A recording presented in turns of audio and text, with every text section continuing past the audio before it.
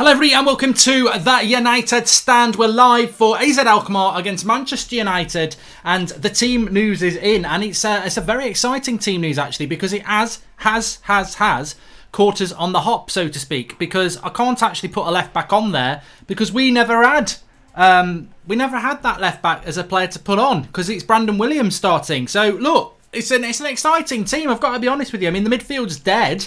Absolutely dead. I mean, apart from Fred, we like Fred, but Matic and Mata, I mean, you know, it is a mixture of experience and youth, or dead people and vibrant people, I suppose you could say. But Brandon Williams starting's good.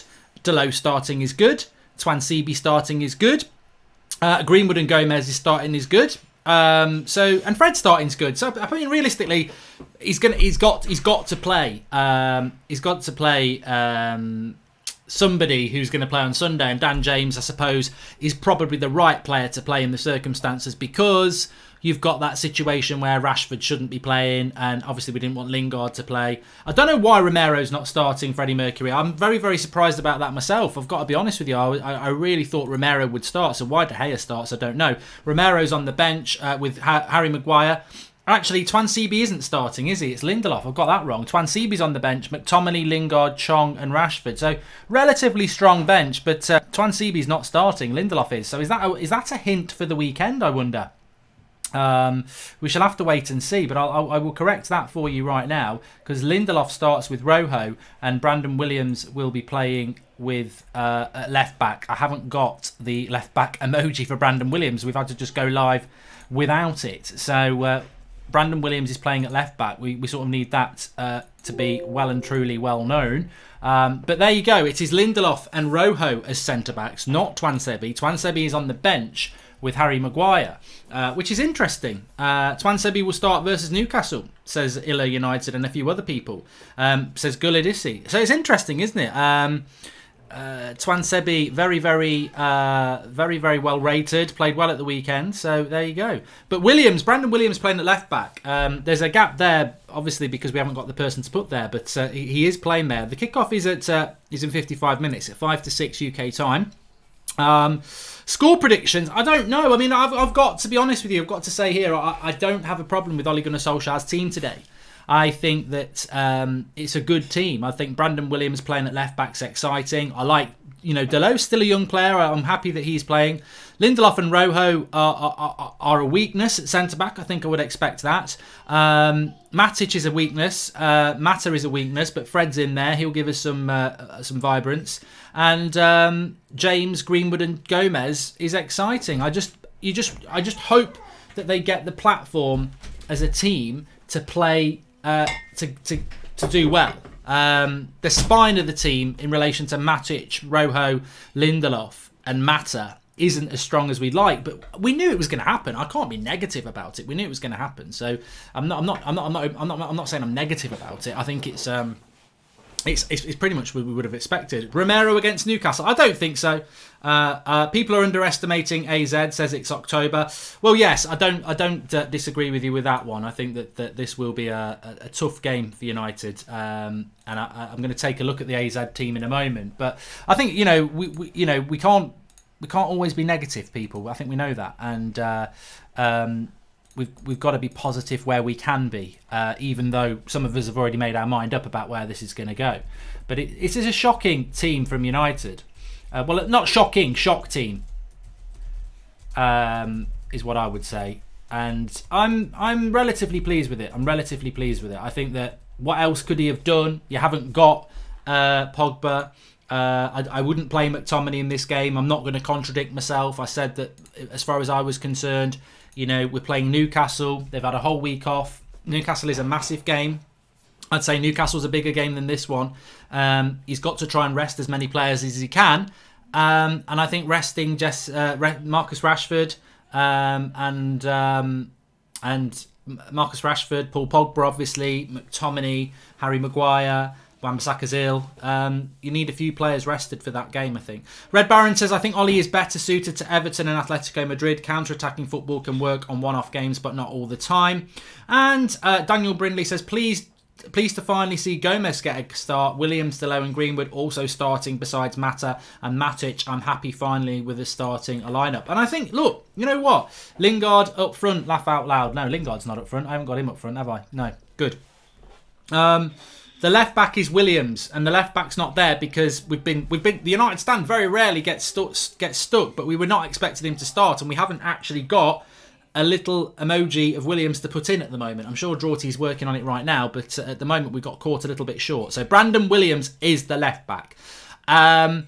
But look, I'm very pleased with that team. I'm very pleased with that team because I didn't think Ollie was going to go with that. I thought we'd see great. I mean, I knew Greenwood was starting. We said it yesterday. Greenwood's going to start. He didn't say it in the press conference, but we got told it. But so I expected him to start, but I didn't expect him to start Brandon Williams.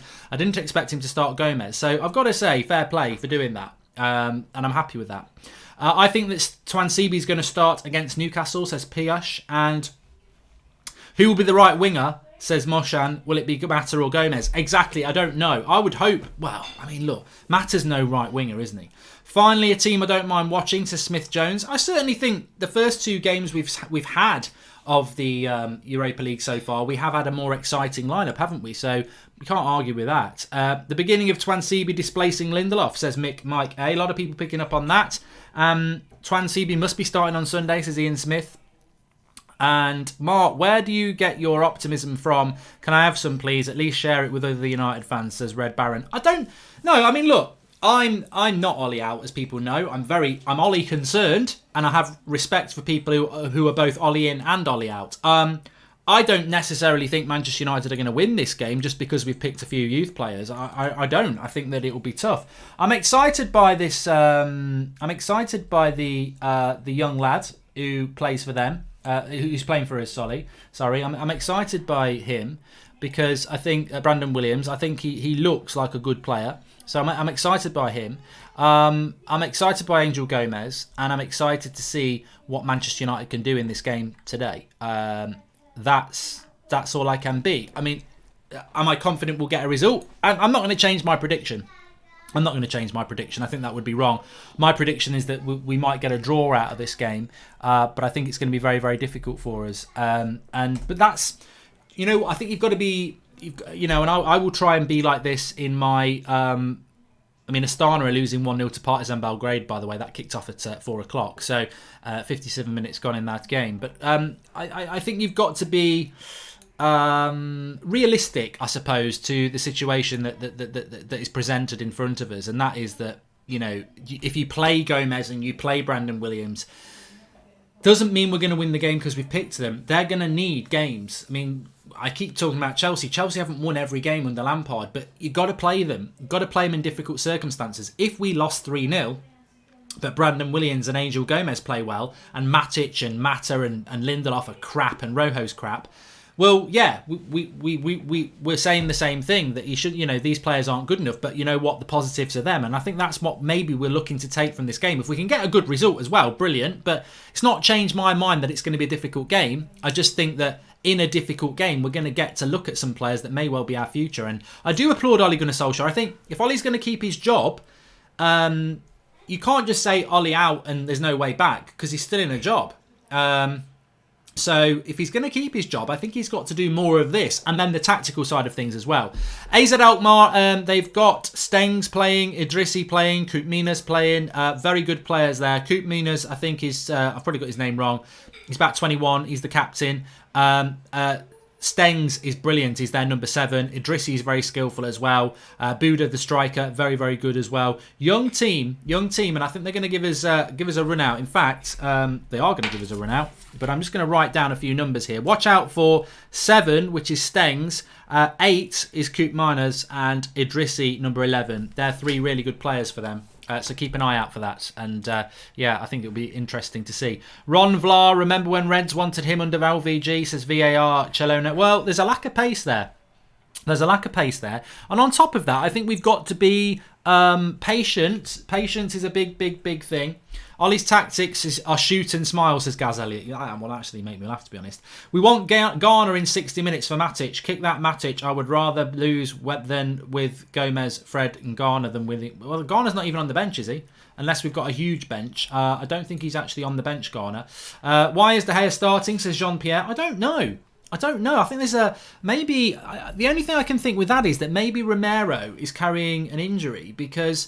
It doesn't make any sense. I mean, he used to play for AZ Alkmaar. He is the Europa League goalkeeper. We haven't got a Carabao Cup game coming for a while, so I don't understand why he actually has gone with Romero. But Garner is not on the bench for Manchester United. It's Chong, McTominay, Twansebi, Romero, Lingard, Rashford and Maguire. So there is no Chong. There is no Garner. Boodoo is better than Idrissi, says Fish Rhino. Look, I'm not going to... I will bow down to people who think they know more about AZ Alkmaar than me. I'm just going on, I've done I think it's always good to do a little bit of research, and I've watched a few of their games on highlights, I must admit, and they look different players. Brandon Williams is left back, so yeah, that's what it's got. Romero is better than De Gea, says Sam Vog. He's actually not. Right, I think we might have the lineup for me to change, but we'll do that in a moment. Why is Garner not playing? He hasn't been given a fair chance yet, says Rafi Howard. How can we win without Lingard, says Numa D Fish. I mean, just want to talk about that very, very quickly. Shout out from the Icelandic community watching, says Arna Frey. Wherever you are in the world, you're very welcome. It's a bit of a weird kickoff time for us today.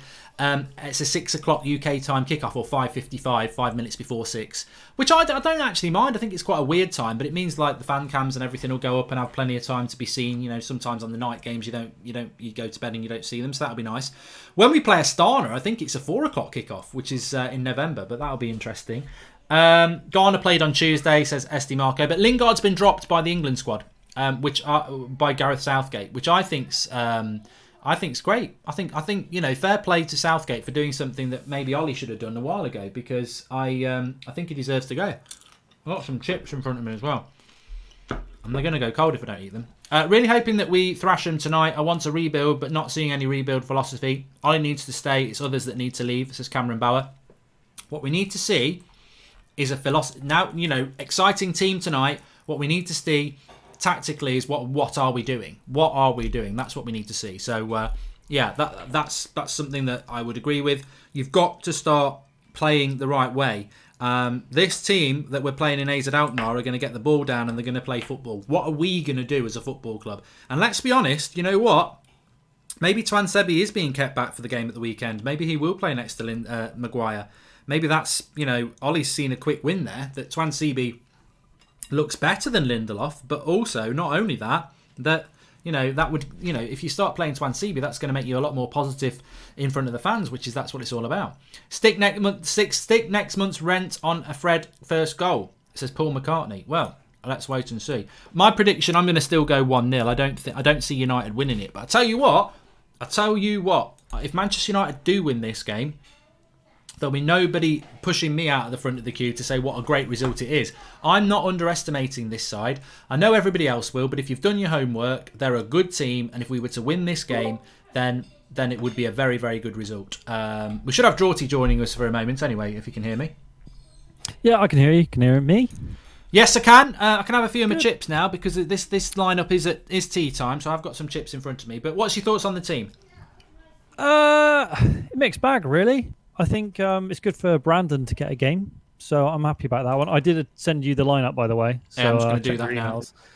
I haven't done the other one. Do you need the bigger one or not? Yeah, we'll leave it tonight, I think. Fine. Okay. So yeah, that's done. But it's a bit of a weird one. I think the midfield's a little bit too slow, to be honest with you. Mata, Matic, and Fred.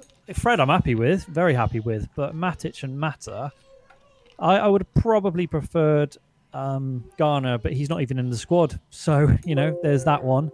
I'm happy that Rashford's not starting though, because I think Greenwood deserves to start this game, and I think as much as Rashford needs a run of games and a goal, I still think in Europe at the moment, in Europa, Greenwood definitely deserves his spot.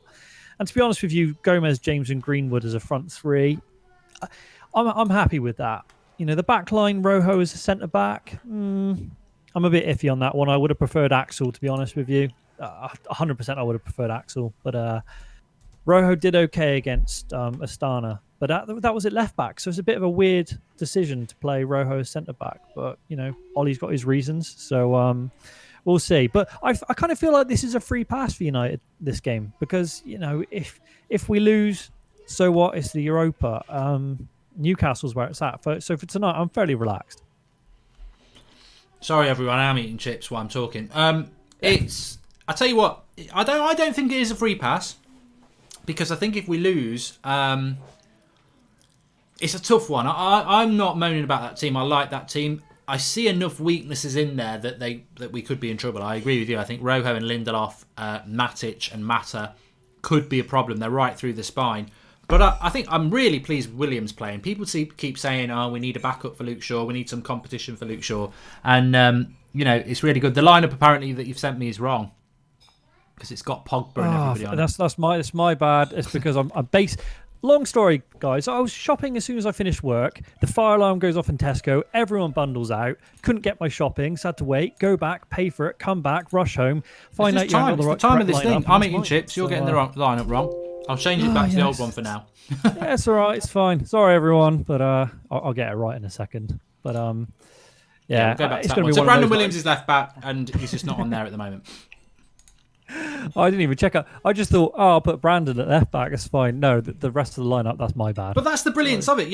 If anyone's tuning in, we haven't got a left back there because we've got 45 players with squad numbers set for every season and every eventuality. And then Brandon Williams starts in the Europa League game and we haven't got him. We don't even know what his squad number is. So, it shows you that is exciting in itself, that you've got a left back that nobody would have predicted at the start of the season will be playing against AZ Alkmaar. And this is the great thing is, George, this is the toughest game in our group. This isn't Old Trafford, Astana. This is AZ Alkmaar on an artificial pitch.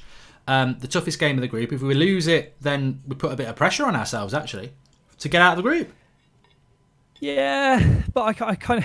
Who was it? Was it Paul Ince who said that basically United have to try and do well in the Europa because that's their only chance of getting into the Champions League next year? So... AZ are the hardest team in our group. Maybe, to be fair, playing De Gea ahead of Romero, that sort of shows there's a little bit of respect for AZ there. But then again, you're going with Marcus Rojo at centre back, and I've just got a funny feeling Rojo's going to have one of those games where he puts in a shocking tackle and maybe gets a red. Rojo loves a red. We know what he's like. I just think everybody who is a bit negative about this game. It's going to be a good game. It's going to be a good game. They're a good footballing team, AZ Alkmaar.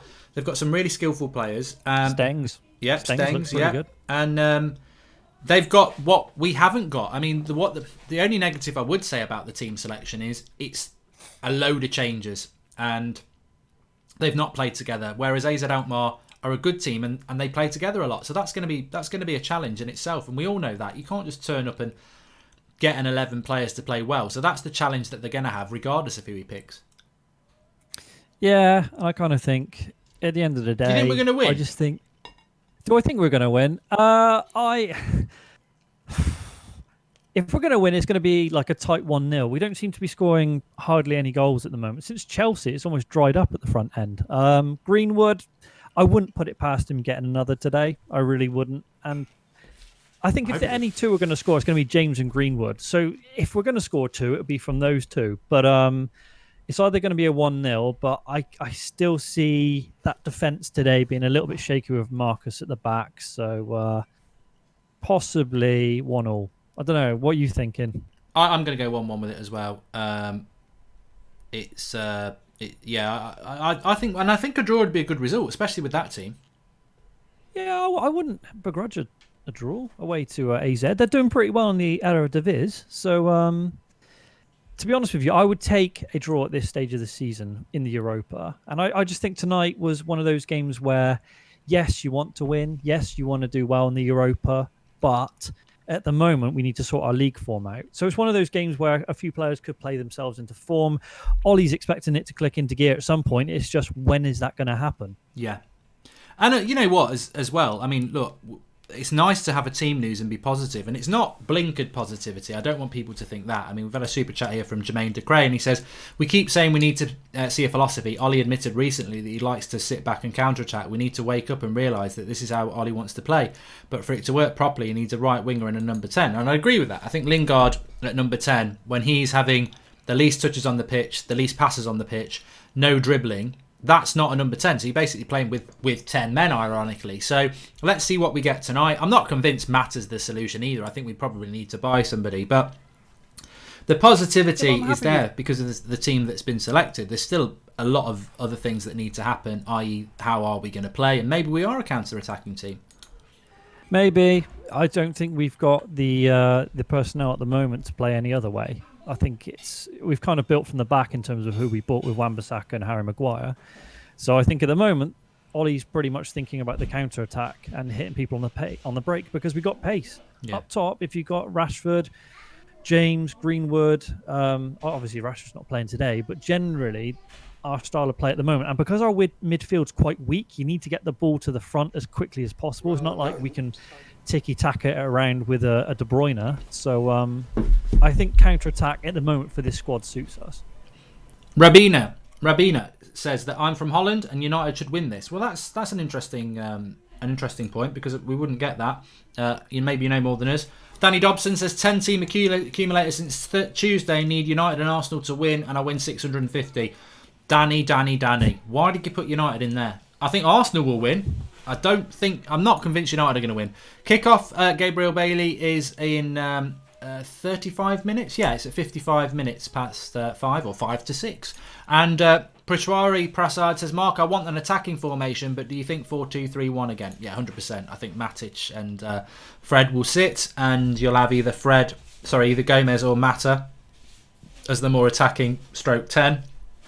I mean, that's part of the problem, Dorothy, as well. Whatever people think about Gomez and Mata, they're not wide players. No, they're not. And again, it's square pegs and round holes. So it's just the squad we got at the moment. It's decimated. We've got a lot of injuries. So I think Ollie's just trying to play players who can do a job in a different position, but don't necessarily give you the attacking force that you really need to affect a game. That's why I think we're just lacking up front at the moment. And if Rashford starts firing, then great. But at the moment, a lot of our players look devoid of confidence up front. Apart from James, who's very positive, but he's just come up from the Championship, so we can't pin all our hopes on him consistently performing and getting goals for the team. Why do you think he's picked De Gea? Because somebody just said in the live comments there, it's because he's bottling it and he wants a good goalkeeper. But Romero does well, and it's against the former club. I'm quite surprised by that. Yeah. Oh, by the way, I just sent you the updated team. Okay. So that it's correct now, everyone. It'll be correct in a moment. But I was a bit surprised he's playing De Gea because generally Romero is always picked for Europe. So either he's not trusting his back line and he wants a bit more stability, or maybe he's seen something in training he doesn't like. We don't know if Sergio's picked up a knock or something, or maybe De Gea just wants some more game practice because he hasn't. Sounds bad, but he hasn't played in Europe for United for a little while. So maybe he just wants a run out. You don't know. But to be honest with you, I'm happy De Gea's playing because it just gives you that little bit more calm at the back. I'm just reading something here that Deschamps has said that Pogba's out for 3 weeks, which puts him out not only of the Newcastle game and the international break, but the Liverpool game as well. Deschamps has said he played in the FL Cup. He played again on Monday against Arsenal. He again has a problem that's going to keep him out of action for 3 weeks. I'd prefer if he was there like all the available players, but unfortunately he isn't physical state to be present. So I wouldn't count him out of the Liverpool game, to be honest. I wouldn't have that much of a panic because it's still a few weeks away. But it does count him out of the Newcastle game, which means that we need. I mean, is it good or bad that Fred's playing today? I mean, what's he going to do with that midfield on Sunday? Sorry, because I was trying to edit something. So who's missing potentially for Newcastle? Pogba, 3 weeks. Pogba? You cut out. So Pogba. Well, the thing is with Fred, it's a good game for him tonight to... I mean, to be fair, Fred's been pretty consistent recently. He hasn't really put in any bad performances, which is still confusing as to why others keep getting picked ahead of him. Maybe, like you say, he's not doing something in training. But I think if he puts in a good performance tonight, he's going to definitely put himself in frame for the Newcastle game. And again, we go on the international break after Newcastle anyway. So, to be honest with you, if players want to play themselves into the team for Newcastle and potentially for Liverpool after, then yeah, they need to perform tonight. But I fancy a decent game from Fred. Mata, I'm not expecting too much from. I'd like to see him played in the number 10 role because he's just wasted out wide when he's generally playing. But I'm guessing he's going to be playing in the 10 role. Can't imagine Gomez playing there and Mata would be out on the left or the right. That doesn't make any sense. So to be honest with you, I think Fred, if we're going to have any meaningful attacks, is going to be the one tonight to come up with the creativity because you're not going to get much out of Matic for Mata. You have got the correct team news on there now. Well done to Drawty. And actually, I like the way you've tweaked it because you've actually put Dan James on the right and Angel Gomez on the left, which is how I actually think we will play. Although I think Dan James is better off the left, I think we'll see him off the right because Gomez has played off the left. It might not be that, but I think it will be. Yeah, I think Angel's played there a few times coming off the left. So I've got Mayo, that's white. Yeah, so, I think I'm pretty sure that lineup's fairly accurate as how we're going to be playing. I mean, I would have put Matic as just a CDM and then Mata and Fred sort of in front, but I think he'll go more with the two CDMs because that's just the way we've been playing quite defensively recently and trying to get the ball out on the counter-attack. Well, I've finished my chips. I'm back in the game. We've got the right lineup. We've got Brandon Williams there, who's in a very good way posed us a few problems today because we didn't have a player for him, but very happy to have him playing tonight. Number 53, apparently. So, who'd have thought that? Well, but good. Very, very happy with it. And yeah, look, I can see a few Ollie outs in the live comments. That's up to them. But I don't think he could do much with that team. I think in general, Georgie, I don't think there's always going to be criticism, but I don't think he could have done a lot more with that team. From a fan perspective, there's not a lot you can moan about because we knew Matic and Mata were going to start. We didn't necessarily know that people like Gomez and certainly Williams were going to start, which makes it, you could say Europa League's more exciting than the Premier League. Yeah, and I think, it would have been easy for him to just pick Rashford, but he's gone with Greenwood, which shows, a faith in the lad. And Chong, I expect Chong to come on at some point. I sort of understand why he hasn't put him on straight away because he hasn't really done it so far when he started a game. So potentially you could see James being substituted for Chong later in the game if it's tied up or if we're not in a good position. But at the moment, possibly Lingard on the bench. You could have said maybe he would have started Lingard to give him some confidence. But probably means he's starting him against Newcastle though, doesn't it, to be honest? Yeah, don't. We're not going on to Newcastle yet. But I think right now the team he selected for today is just functional. Yeah. Like I said, I would have preferred Axel instead of Marcus Rojo, but maybe he's saving Axel for the Newcastle game. I think anybody who's not playing, who is a player that we expected to play, you've got to say, is probably going to play at the weekend. So I think you can definitely say, well, Rashford's going to play because Martial's out anyway. Whether people like that or not, Rashford's got to play. Lingard will play. McTominay will play. Maguire will play. Obviously, Wan-Bissaka, if he's fit, will play. And I would imagine Twansebi will play because there is no reason not to play him tonight. Yeah, no, I'd have to agree with that. So it's a funny one though. I just think I was just looking at it then. Does this feel like a Man United lineup to you though? It's just a bit. It's not like the old days where you look at the team sheet and you're excited by it, or there's players that you think there's a lot of quality there. It's a bit, apart from Greenwood, who's quite exciting, and Gomez is a young talent. I don't know, there's just not a lot to it, if that makes sense. It's not like a side you look at and it strikes fear into anyone. It just feels like an average team, even for the Europa. It's incoherent, isn't it? And I don't want to be negative because we have got some young players in there, but it's an incoherent team, and it goes back to what I was saying a few minutes ago. It's a team that's not played together, that's got loads of players in it that probably aren't that happy. Like Matic won't be happy that he's not starting Premier League games. Is he going to go and put in a good performance, or is he going to put in a bad performance? Mata, I think, is past it. Dan James suddenly has a lot of responsibility because he's the senior player in a front three, whereas 2 months ago he was a Swansea signing and a young player in himself.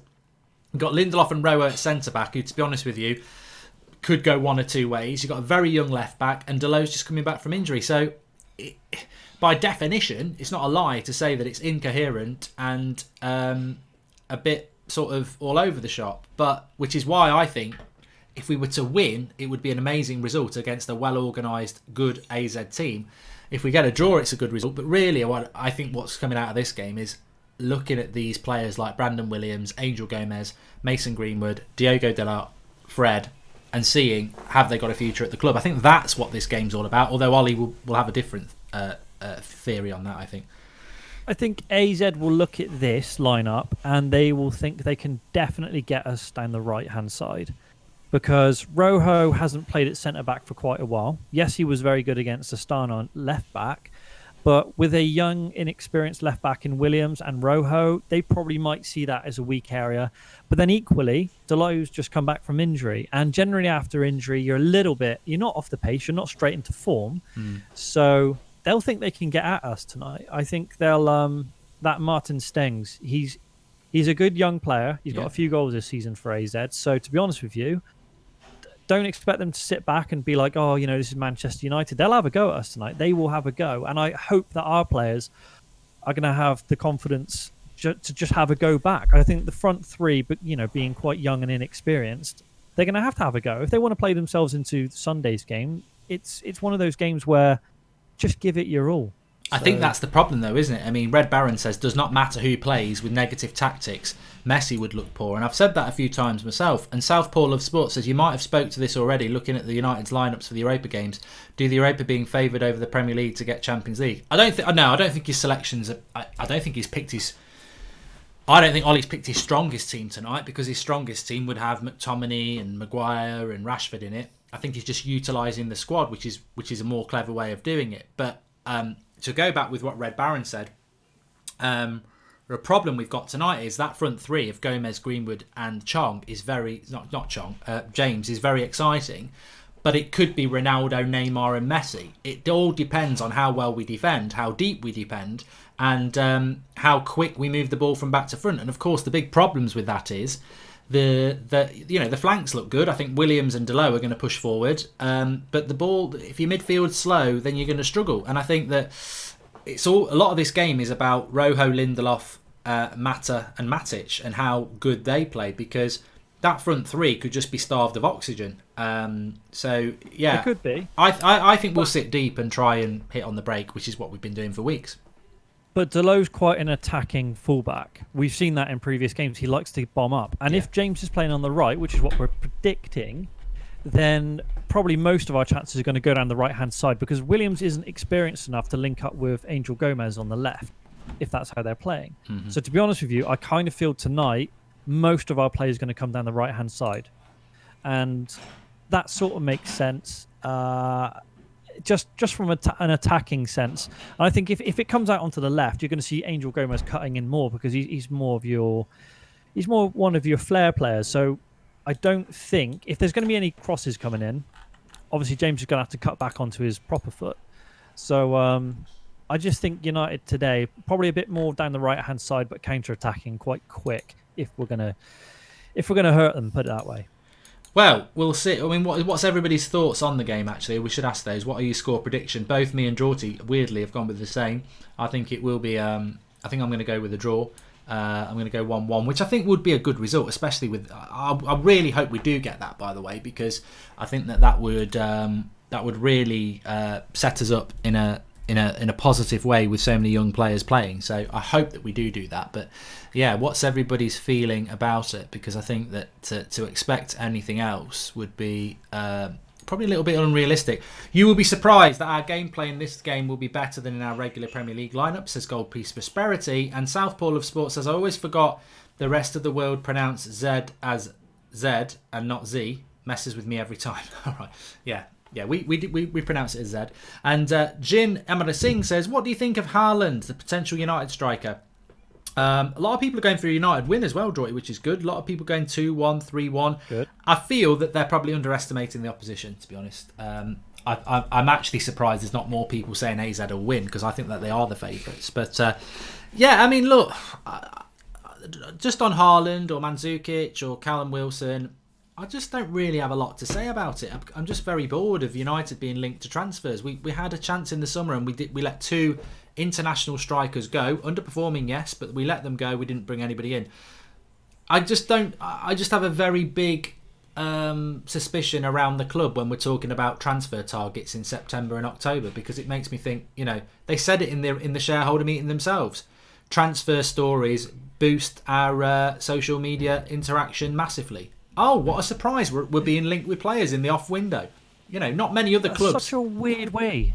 Such a weird way to have your business model for a football club, though. Focus purely on your social media, which feeds into the whole Lingard thing. I think there's this. Man United's players, more than any other club, just seem to be at the forefront of social media all the time and all these clicks and stuff. And it seems to be any player we are linked with has got a massive social media following, which you can't build a team that way. You can't just go, oh, he's got a load of fans, people love him, we'll bring him into the club and he'll fit into the squad. Yeah. You actually need a bunch of players who can do a job. And I think United at the moment have just lost their identity because they're so focused on the commercial front and the marketability of players that they're not actually thinking, well, do these lot work as a team? So you can look at all these players. You can talk about Haaland, he's been phenomenal, but let's not forget he's playing in Austria at the moment. And also he's a Leeds fan. So, I don't think he's going to come to Man United, especially after Roy Keane did his dad in. So I don't know how you feel about it. I just think at the moment, Ollie's trying to change the squad to be more of a football team rather than all this sort of all the circus that goes around our club at the moment, because it has become a bit of a circus. I just think that I've got no trust in transfer windows anymore. As I've said before, people can believe what they like. I know the club were in for Bruno Fernandes, and I feel that they moved away from the deal because they didn't want to take the risk of another foreign flop, which is why we've suddenly gone British, which just doesn't make any sense as a big footballing club. Oh, we're not going to risk, another 60 million on a foreign player in case he flops. Let's ignore that and just go British. I mean, it's just stupid. Let's not take a risk in life in case something goes wrong. Yet look at all our rivals who are full of successful foreign talents. Instead of worrying about a flop, maybe get a better scouting system. So, but with regards to transfers, I just don't. We're being linked to Haaland because he's young and he used to play under Ole Gunnar Solskjaer. That's it. That is it. It's a tenuous link. Yeah. And that's all we're going to get. Yeah, but I think this is going to happen every window at the moment. Until there's an actual director of football or some sort of strategy. United, we know they sell clicks. Papers love it. They can link us with absolutely anyone, whether there's foundation or not. The clickbait always comes out and people latch onto it. There's a bit of hope. And then lo and behold, we come to the end of the transfer window. We've bought basically no one. Exactly. And we go around in the circle again, and then it comes up to January, and then we're going to have all these stories of, he's going to join, this is going to join, and then it won't happen. So, to be honest with you, have no expectations, and then if anything else happens, it's a bonus. That's a really bad way of looking at it, but there you go. That's true. Metal Music Reviews says that the front three are going to have a tough time. 3 reasons are static midfield, size of the front three. AZ have decent players and an ex-player for Villa from Vla. Just looking at BT Sports, they've got Mata playing off the right, James playing off the left, and Gomez at number 10. I mean, if Mata's playing off the right, forget about it. I mean, we've seen that for 6 years. We finally started playing centrally. The ironic thing with Mata is we've had him at the club 5 or 6 years. He's always been a very good number 10. We played him on the right wing for years. He's never been a right winger. We finally put him at number 10 when he's finished, and now, well, hopefully we're not going to do that. George Ramos says, hey Mark, how are you? Hope you're great today. Why isn't Ramirez starting? Is he injured? And try not to bang on the table like you did on FIFA today. And Brooks Hale says, interested to see how we react to the AstroTurf. Yeah, I mean, that's a good point from Brooke. We don't know about Romero. I mean, I can see Ollie talking to the press now, so I'm sure some of you probably can hear that. I can't, and I haven't put my subtitles on, so I don't know what he's saying. But I am quite surprised that Romero's not starting, because there is time for sentimentality in football sometimes, and it is against the former club. But on top of that, he's the Europa League goalkeeper, so maybe he is just carrying maybe he's got a bit of tonsillitis or something that's going around the club at the moment. Dewan says that Gomez at 10 over Mata is a big statement. He can do a better job than Mata, and that's a positive way of looking at it. I agree. Watch Fred expose Matic as mini Red Devils. Sorry, mate, go on.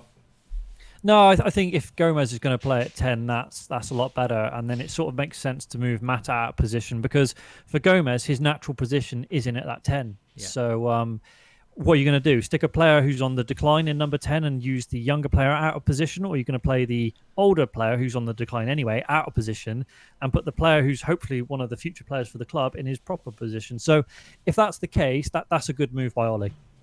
You know what? It's an interesting scenario tonight, because if we were to get a positive result, and I think a draw would be a positive result, and Gomez played well, and maybe Greenwood got a goal, and Williams played well, then suddenly you're like, well, this is the vision that we want. This is what we want to see. This I personally think, I'm not negative. I'm quite positive, because I'm not Ollie out anyway. I am concerned, and I do feel that maybe he will end up getting the sack based on what he's been doing recently. But if he changes, there's no point going, he's got to change, and then when he changes stuff, go, no, it's too late to change. He's showing signs tonight of change. The tactics and how we play are going to be the big thing. But he's done something tonight I never expected him to do. I didn't think he would play Gomez and Williams, so fair play to him for that. He's just got to look at what Frank Lampard's doing at Chelsea and just do more of it. That's what he's got to do. And Kickoff is not in 28 minutes. It's actually in 17 minutes. If my maths is any good, 18 minutes. It's at 5 to 6. So it's a big evening.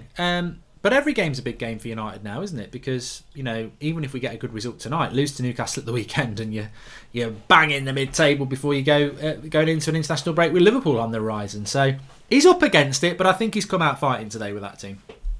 Yeah, and I think every team that plays United at the moment, it's their cup final. Everyone seems to be up for it against United, and then they'll come in to another team the next week, and they'll get hammered 3-0. So I just think at the moment, United's identity is a little bit all over the place. The players are lacking confidence, and I don't think it was ever going to be a quick turnaround. So, yes, Ollie's under the cosh at the moment. Yes, results could be better. The football could be much better. And I understand why a lot of people are very negative at the moment and a bit worried about things. And I just think tonight's one of those games where if you play well, good bit of confidence. Newcastle, I would expect a win. If not, then we really have got some serious problems. But I fancy a decent game tonight. So I'm sort of weirdly looking forward to it. Even though I thought, AZ ALKMAAR is not going to be a great game, I'm sort of wildly optimistic it might be okay. Lindelof in this game means Twansibi at Newcastle, says Metal Music Reviews. Youth all the way, says Leo Lennon. What can be worse than what we were doing now? Thanks for playing Brandon. Ollie, says LA Brit. Ollie under the wheels of Jose's bus, says Mahuboob. Stop asking what time the game is. It's kicking off in 19 minutes, says one delay. And Rojo gives penalty incoming. Let's see. No one come here for the table banging, says Matthew. What are you on about the table banging? What's wrong with the table banging? I don't know what you're on about with the table banging. There's nothing wrong with your table banging. You carry on banging that Was I banging the table today? I don't know. When you start raging, you rage, don't you? Rashford needed a break. Especially if it's GDS. Yeah. Todd Morgan says Rashford needed a break. I think that's another positive. And a lot of people would have moaned at him for that if he'd picked him. As a Scouser, I love this channel, says J6. I bet you're going to love it even more when we play you in a couple of weeks. I can't see us getting a result in that at all.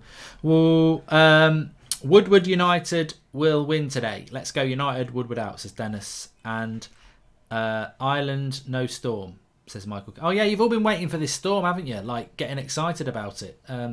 Yeah. Well, I'm glad you haven't had a storm because, it could have been a bad storm. James on the left, please, says Nihar. And I believe he got it wrong by not having Garner at all, says Vinu. Yeah, so no Garner on the bench, actually. I'll just confirm the bench for you. Let's have a look at it. I know Romero is on the bench, which is, again, puzzling as to why he's not actually starting because... I was pretty sure. Astana and Belgrade is 1-2 at the moment, or 2-1 to Partizan Belgrade. On the bench for United, Maguire, Rashford, Lingard, Romero, Twansebi, McTominay and Chong. So no Garner. But yeah, so Astana losing, which, again, it is interesting, Dorothy, because if we were to lose tonight, I think that would put AZ and Belgrade on 4 points, and we'd be on 3 points. And Astana looking like they're going to be the team that everybody beats anyway. Yeah, I think it's a difficult one. Yeah, the thing is, you can predict it either way. All the different permutations. This team will do like this. AZ will do well. United, you'd expect to do all right. Partizan Belgrade. I mean, to be honest with you, I just think right now we should get out of this group. We should. I mean, I think when it was drawn, everyone was a bit like, "Oh my God, we're going all around Europe." Are we the most travelled team this season for Europa? You've got to be. Astana's in bloody Northeast Asia, isn't it, or something? Yeah. So Northwest I think Asia, everyone was saying we've basically got double the amount of air miles than any other English team in Europe. So, and does that have an effect on results? It can do. Depends if it affects the players with fatigue and stuff like that, and it can affect your league campaigns as well. So, but I would imagine we should get out of this group fairly comfortably. So, I'm hoping we're going to get a 1-0 tonight. Like I said, I think it's going to be 1-1, but I wouldn't be surprised if we did nick it 1-0. I think I personally would go a little bit more negative and say if we lose tonight, that would leave us with 3 points. Obviously, we've still got to go to Belgrade and Astana. I think everyone's going to beat Astana, so you can ignore those 6 points. Belgrade would be difficult. If we lost there, then I think we're in trouble. So I really hope we can get a draw tonight because I think it will really put us in a good position in the group. Gustavo Cortez has made a super chat saying, "Is Bernardo Silva racist?"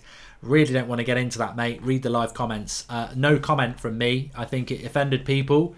It was clearly a joke, but it offended people. And because of that, he's in the public eye. You're going to get criticised. Whether he should have got the FA charge or not, no comment from me. I can see both sides, and I think it's a very contentious issue, and I can see why people are angry about it. Please, Marco, great podcast, by the way. I urge people to give it a listen. Well played, Stay at Home Dad. I forgot, the podcast was out. I did it on my own yesterday, actually, because Flex was flying out. So yeah, make sure you're listening to the podcast. It's doing really well, and if you do listen to it, make sure you give us I think a subscribe or a like or whatever it is. Please do share the video as well, everybody. We'd like to get 2,000 likes before kickoff. We've got a few minutes till kickoff, about 10. So please do smash a like on the video. Make sure you're subscribing if you're new, bottom right hand corner. We're trying to get up to 558 tonight. And please do share the video if you've already subscribed. Underneath, click the share button. You can share it on Twitter and Facebook. Let's get everybody down for the 6 o'clock kickoff UK time, which I'm very excited about. I've been very consistent about this. I'm very excited about it because I do not underestimate AZ ALKMAAR. They're a good footballing side. They've got some good players in it. You've got people like Stengs and Cup Miners, who is both of them will be Dutch internationals very, very soon. And they've got a good few other players as well. So they're not like a bang average Dutch side. They're actually third in their league as well. They smashed Feyenoord 3-0 at their place last Thursday. So they're a good team. They're confident. They know how to play. And I think it's going to be a tough game. I think if we get a draw, it'll be a good result. If we win, it'll be amazing. Yeah, I'm fully expecting United to play all right tonight, like I said. And I think we've both said we're both expecting a draw, and a draw would be a good result. So for me, I just want the young lads to get some experience and play well and hopefully play their way into Sunday's game. I will let you get off, mate, because I know you've got to cook your dinner. I presume you'll be doing a bit on Twitter as well if people want to sort of interact with you on that. But great to have you on again, and thanks for sorting out Brandon Williams. No worries. I'll have to do it on the other one as well. So I've figured we've got the away kits to go on at some point. So. Yeah. Well, Drawty's a genius when it comes to the graphics, so I think everyone smash a like on the video just for him. Absolutely superb. And I will speak to you in a bit, pal. Speak to you in a bit. So for a win. Yes, hope for a win. And you can follow Drawty on Twitter. He's very active on there. It's at the Drawty Devil on there. Brandon the Man, says Kane Higgins. Yes, Brandon the Man. Can you get a shout out, says Sahel Shitty.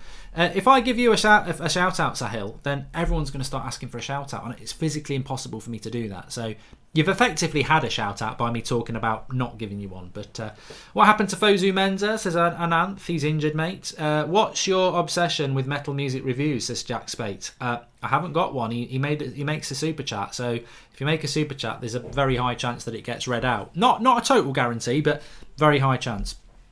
Glazers are buying Mexican club. Thoughts, Mark, says Adam Solomon. I've got no idea about that. Joseph Parker says, I love watching Angel Gomez. Hopefully on a football pitch. I hope you're not a stalker. Voyeurism is illegal, but I know what you mean, really. We're just having a little bit of a laugh, which we like to do.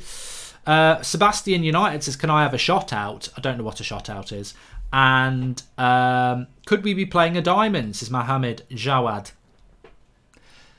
Who would play up front with Greenwood in a diamond though? Because a diamond would be like a 4-4-2, wouldn't it? I think, and also look, whether we like it or not, I think we all know Ole Gunnar Solskjaer's tactics are 4-2-3-1, which is going to be Matic and Fred sitting, probably Gomez or Mata centrally, and they might swap about a bit because I think Mata would be wasted out on the right, and he'll probably invert a bit as well. Anton Hager says, where do you see Man United in 5 years? I fear that we're going to be Milan 2.0. Best regards from Sweden. Oh, you're from Sweden, Anton. I was giving you a Mancunian accent. Where do I see Manchester United in 5 years? Honestly, I haven't got a bloody clue. Mate. I've got no idea. Ole Gunnar Solskjaer could still be here. We could be fighting for titles.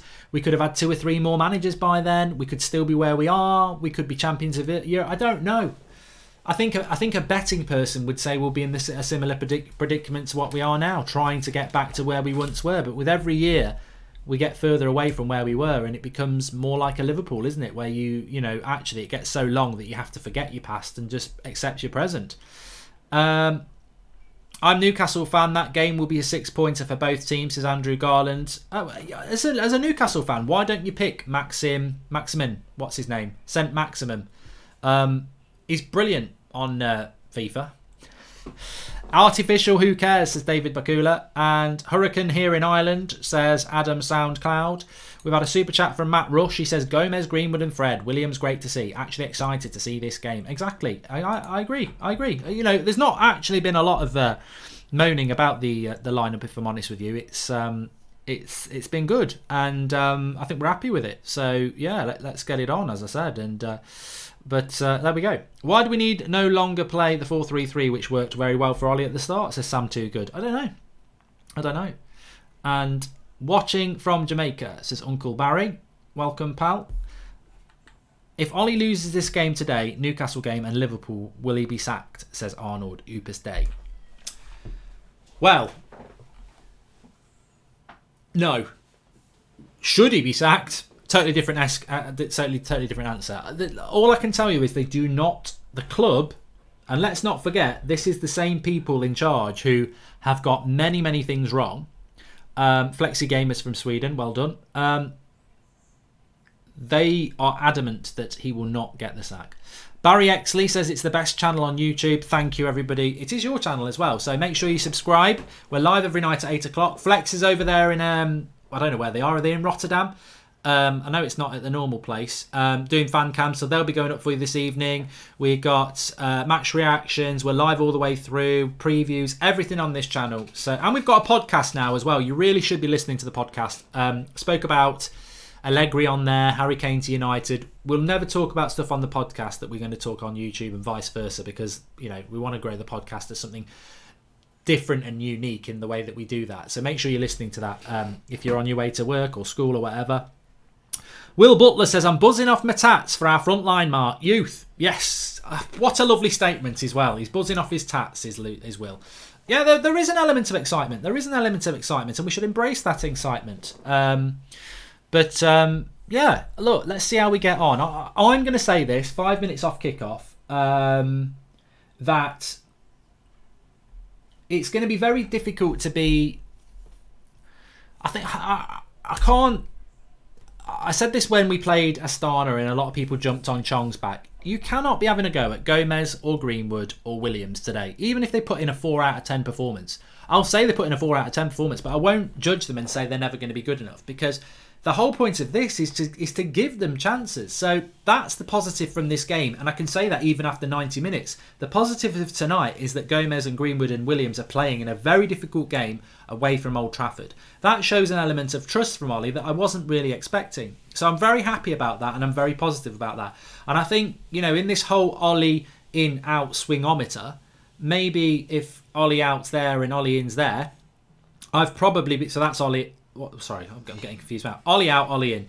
And I've probably been around here, sort of moving towards Ollie out. Today, I've sort of moved a little bit back, because I'm like, Well, he's doing what I want him to do. I can't say, look at what Lampard's doing at Chelsea. Ollie's full of crap, he won't do it. And then he does it in a really difficult game. So to me, that is a positive. Of course, I can start moving that way tonight if the tactics are boring and negative. We've got to move the ball quicker. You've got to get the ball. You know, there's no point playing Greenwood, James and Gomez if we're not going to get them the ball quickly. We can't. What we don't want to see is Fred and Matic getting slow ball from the back four and then moving slow ball to the front three. I'm sure Gomez and Greenwood and James are going to get on the ball a lot, but are they going to get on the ball a lot in a position where they've got space, or are they going to get on the ball a lot where AZ have got all their players back? And that's the thing. Williams has a chance to rip that left back roll out to Shaw's hands. Think Ollie is playing 4-2-3-1 because he doesn't have enough centre midfields for 4-3-3. And Fosu Menz is back in training, says Zachary Purvis. Potentially. Ollie safe till the end of the season. I think we could potentially finish 11th, so Sam too good. I think you're not wrong, Sam. You're not wrong. I think that's the current sort of state of play with Manchester United, is that they do want to be patient with Ole Gunnar Solskjaer and give him that opportunity for certain. So let's see how it goes with that. Gomez will assist Greenwood, says Tyler Jackson. I think we'd all like to see that. Romero's on the bench. Wadani. Louis van Gaal is here. He used to manage AZ. But the players are about to come out. It's apparently going to kick off in 3 minutes. I can tell you for one, it won't. And Hugo MB says it was the derby of Scandinavia today. Malmo versus Copenhagen. Two cities very near each other, but two different countries. Malmo and Copenhagen. Well, Malmo's definitely in Sweden, and Copenhagen is in Denmark, I think. So yeah, what was the score? And Will Strachan says he's just put his Xbox remote through my TV playing FIFA 20 mark. Oh, don't even get me started, Will. Do not get me started. I can't believe it. I was really enjoying FIFA 20, and then the gameplay just seems to have disappeared up its own arse. They've put a patch out, and you couldn't pass a parcel. Van Hal's in the crowd, says Joskin Alexander. Please share the video, everybody. Bottom of the video, you can see a share button. Share it on Twitter and Facebook. Let's get as many over people as we can on this. I'm excited about a Thursday night kickoff as well. I think it's quite a nice thing. I do. I've got to be honest. I think it's quite unique that this game will be done by 8 o'clock. Just miss EastEnders, but there you go. Is this a 4-2-2-2-2? Says Vishnu. Well, we'll find out, but I don't see how it can be because I don't see who would play up front, if that makes any sense, other than Greenwood. I mean, James is not a striker, and neither is Gomez or Mata. So, I mean, look, anybody can play up front. We've seen Ashley Young play up front. Of course, that could happen, but I just don't think I don't think that's going to happen. I may be wrong. Famous last words. I may be wrong. It has happened before. But I think we'll see some fluidity. I think Dan James might be swapping sides at times. I think that Gomez and Mata will certainly swap positions. But I think keep your eye out for number 7, which is Calvin Stengs, number 8, which is Coop Miners, and number 11, which is Idrissi. Buda up front is very good as well. They've got a good team. They're a good team that we're playing tonight, and I'm very excited about it. And I hope that you are too, because you want challengers. And I know they're not the big challengers. You know, it's not bloody Real Madrid in the Bernabeu, and on Sunday it's Newcastle, and it's not the Emirates or the Etihad. But this is the level that we're at the moment, and I think we've got to be very realistic about that and take it on the chin and try to achieve what we can without shadow of a doubt. Let's see if we go. We're still live. You lost me for a minute and then you got me back. Right, super chat. Man United forever. Am I the only one who still thinks if Pochettino ever becomes available, we should take him if we lose Ollie? I still see him change things at Old Trafford. Pochettino's a risk, but I think anybody's a risk now. Even keeping Ollie's a risk, and anybody after Ollie's a risk. Roy Keane simply the best. Andy Gunner Circus. I'll back him for 2 years, and that's it. And we've already read that one from Man United forever.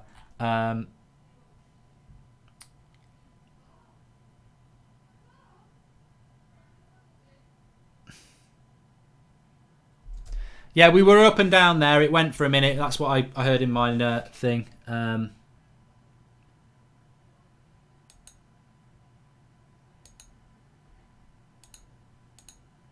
We're live.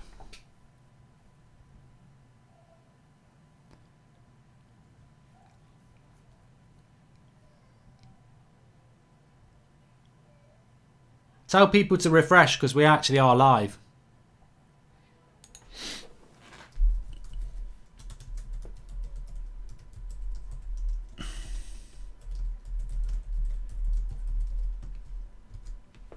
Just type refresh into the live comments and people will see it because we are live. It just went up and down. That's what she said. That's what she said. So we're just about waiting for kickoff here. United are going to kick off. And we're off. Timer's up and running. Chambon. Okay, kick off.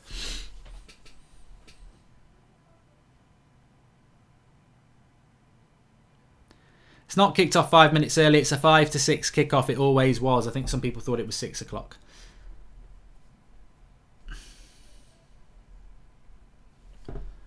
Do do do do do do do do.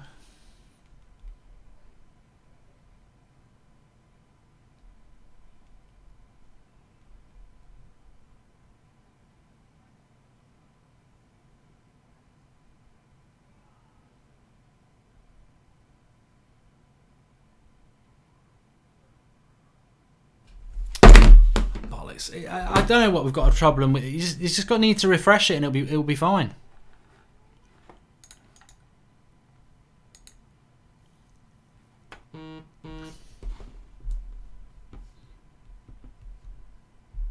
Right on bloody kickoff.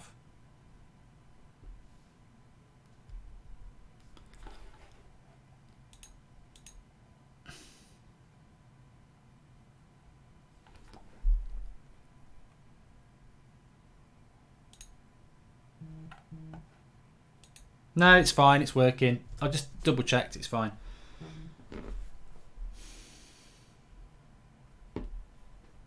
Right, we can focus on the game now.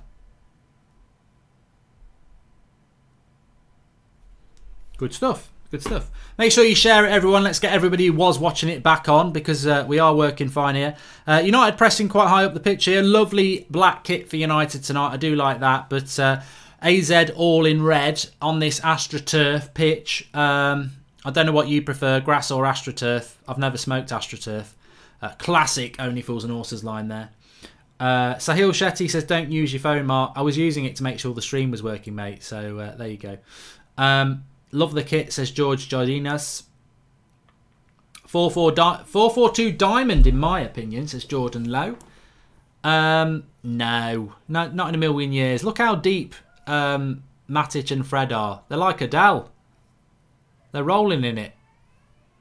It's definitely, well, interestingly enough at the moment, I'd say it's a 4-2-3-1 with Greenwood off the right, Gomez off the left, and Dan James through the middle, which is a little bit interesting, but there you go. Make sure you subscribe if you're new, bottom right hand corner. I'm going to stick with a 1-1 CS X4. Now, Dan James is basically playing through the middle. This is really interesting.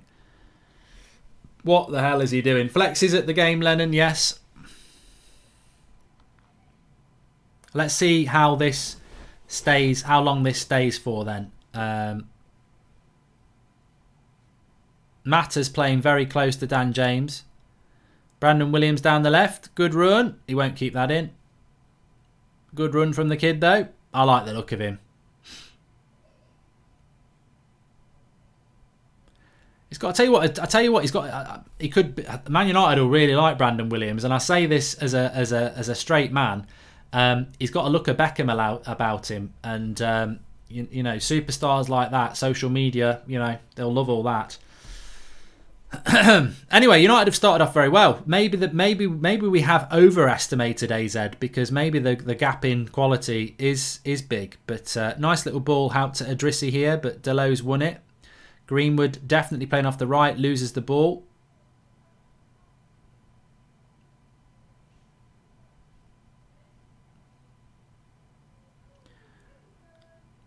Being Ricky says Beckham. I think he looks a little bit like a young Beckham. Mark is definitely a legitimate Man United fan, says Drew Baston. Thanks for that. Bit left field, but there you go. Talking of the left field, it's a long ball up by ALKMAAR, and Rojo picks it up. Matic clears it to Cup Miners, and then Mata into Matic, who's got about 3 players around him, and picks up a foul. Matic is wearing Phil Jones boots tonight, yellow. Ollie out, Greenwood being forced to play wide, says Mark Nunes. Oh, it's weird. This better work, because I think there'll be some criticism of this. Dan James playing up front with Mason Greenwood on the right. He's got past 1 though, and then he's tackled. Thanks for the contribution, James Dackle. Fred Tenacious early on, says KA. High Mark, says Fortnite and Finef Short Films. Why is Greenwood playing off the right, says HWK. Exactly. Weird.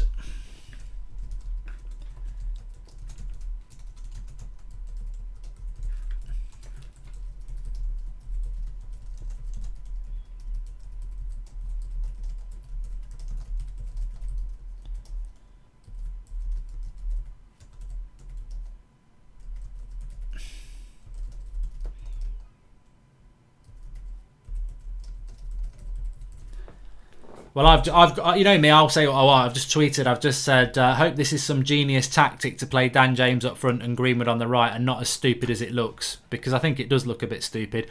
Good interception by Lindelof. Good start to the game from Manchester United. It's been very equal, and when you're the home team, that's a good thing.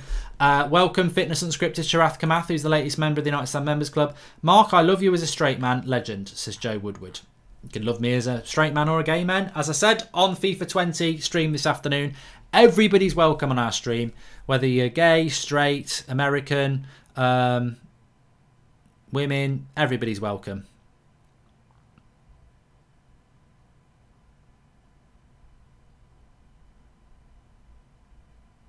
Good tackle there. But United are doing well in this. Greenwood and James are striker and Matter as the 10. It's just JMM9. Yeah, Gamers is out on the left. Be interesting how the passing goes tonight, because Ollie did say passing should be very, very good tonight because you're playing on a surface that, you know, is totally even and there won't be many tackles.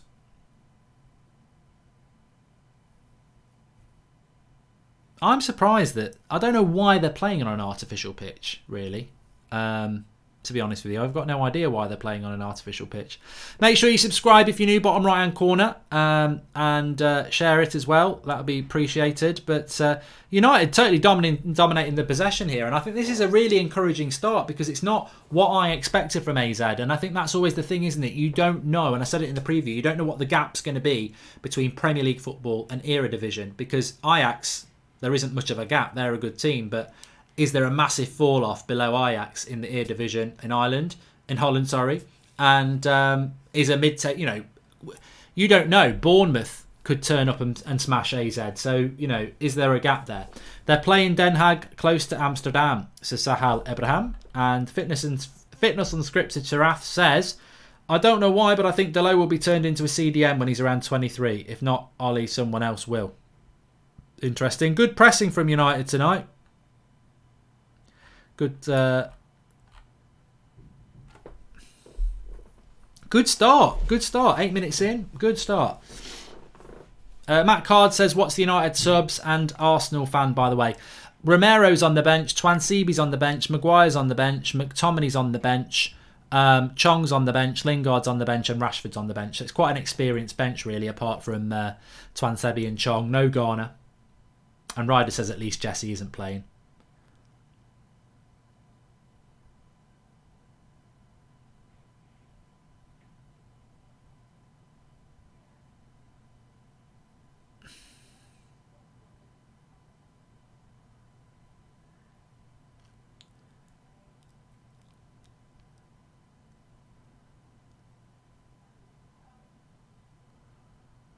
Yeah, the camera situation doesn't look that good, does it? The replays have not been what we're used to so far. It just looks like there is one camera on one side of the pitch. I'm sure they've got more, really. Fred, frustrated with Static Matic there, says KA. What's up with Rojo in these weird passes that he tries, says Dev. He's just an eccentric, isn't it, Rojo? Oh, Good ball forward here for the number 9. I forgot his name. I will remember it in a minute. Idrissi into Stengs, who's the number 7. He's a good player, he is. And they overplayed it there a little bit, ALKMAAR. And Mata has done well, but he ain't got the pace to get it. I think we're playing a 4-1-2-1-2, says Fitness and Scripted Sharath. I don't. I think we're playing a 4-2-3-1. And AZ having their first foray forward. And I tell you what, the striker was there, or the right-hand player there was there for a diving header. But Rojo put it out for a corner. AZ Stadium roof got destroyed by heavy winds, says Sahal Ibrahim. Mark, can you be my lady man, says Marius Kevemba. There's no need for any of this sort of stuff. Come on. Fred is frustrated with Matic, says Aaron Tooley. He's not the only one. Get in the line. Get in line, Fred. Anyway, corner here for AZ. Cross comes in. Free header. Offside. He was offside. I saw he was offside, and I'm in England. Bodu, that's his name. Bodu. He's a country mile offside. Bit fortunate though, because Brandon Williams, United will go, oh yeah, we got that right, but the line is like that. It's not a straight line, so there wasn't a good offside line by United. But good couple of minutes there from AZ, and we've now seen Greenwood and James have swapped.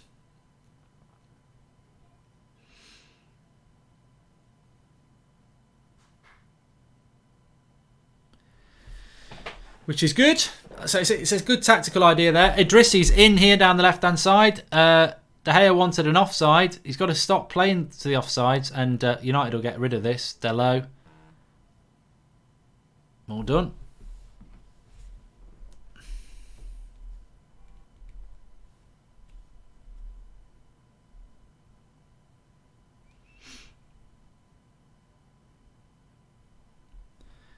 It's United coming forward with Delo down the right-hand side. Into Gomez, pings it out and loses it.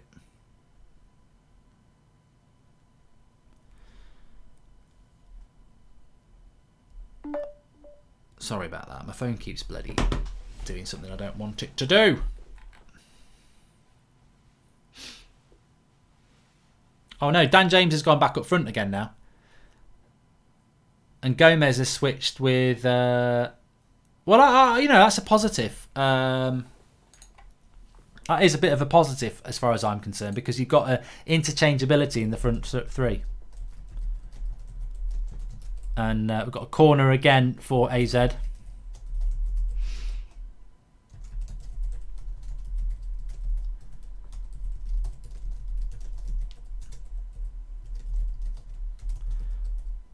Watch out for Ron Vlaar.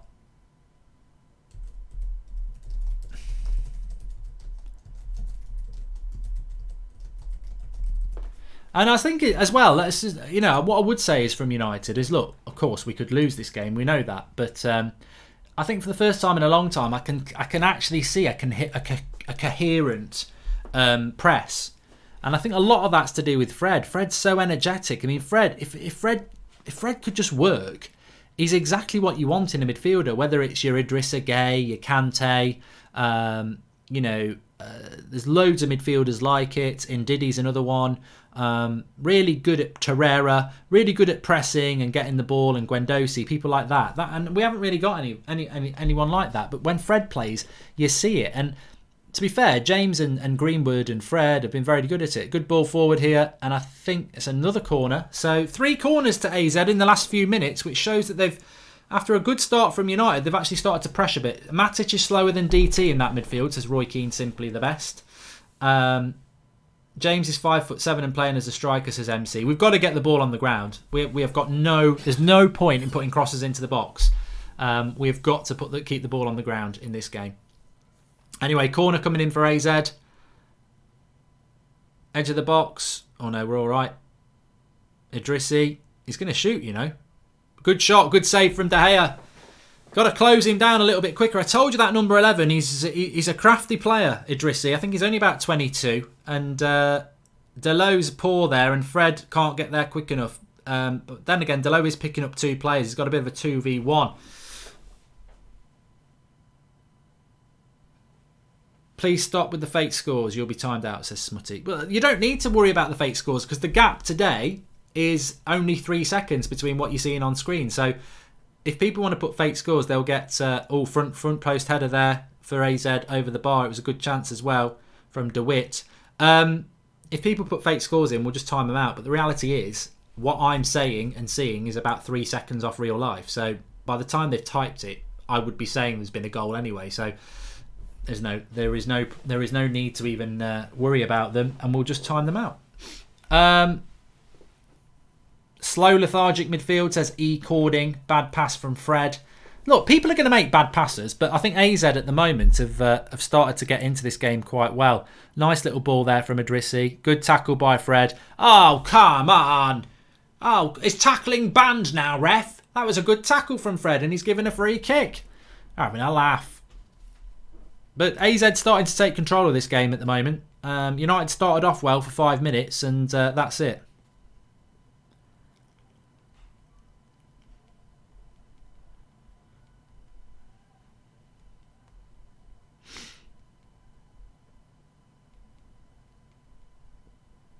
I like this player, number 8, for AZ. Coop Miners, good player.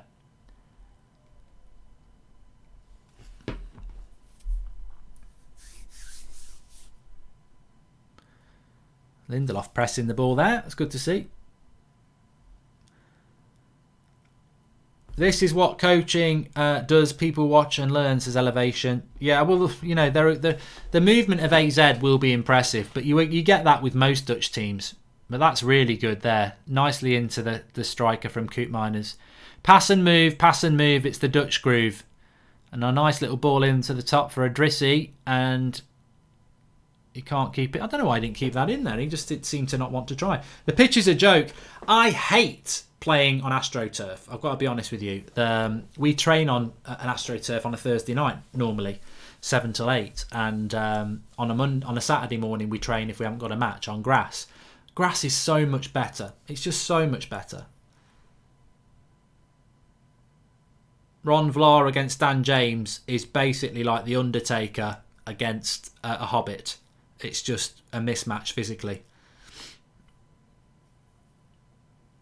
But United need to... I mean, Mata's only going to last 60 minutes, isn't he? Thanks for the contribution, David Rees. Make sure you subscribe if you're new, bottom right hand corner. LVG is here, says Freddie Mercury. United need to be a little bit careful at the moment because here's Dan James.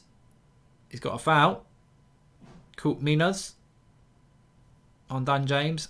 And I think United's tactic with playing Dan James through the middle is quite clear, isn't it? It's to try and hurt them on the break. But you've got to be quicker at that. I'm not disappearing. I'm still here. I'm just stretching my back, and if I did it on camera, it just looks a bit silly. Because I wind the body, wiggle the belly, I do the boom shakalak.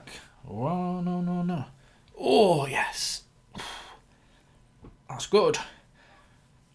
That's really good. Right, we're back. Imagine if I forgot to click the camera, or I thought I would see on the screen, to be honest with you. Stretch it out, Mark, says Ian. I tell you what, if you ever get a bad back, you'll know what I mean. But AZ, now here's a chance. Fred, Mata, move it quick. Good. Look how quick. That's press. I tell you what, that's impressive from AZ. The way they battle to get the ball back is absolutely fantastic. They've got 3 players round Greenwood in no time. That's pressing.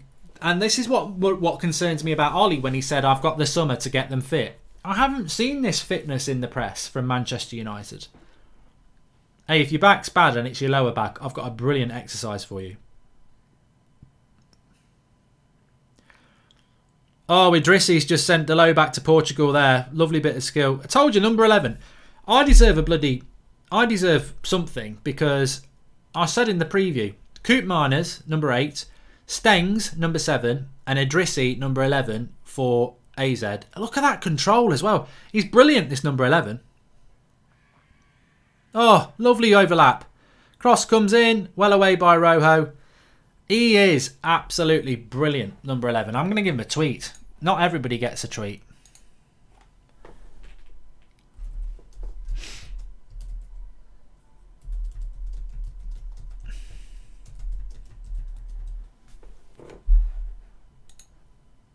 Ron Vlaar. We don't want him to score.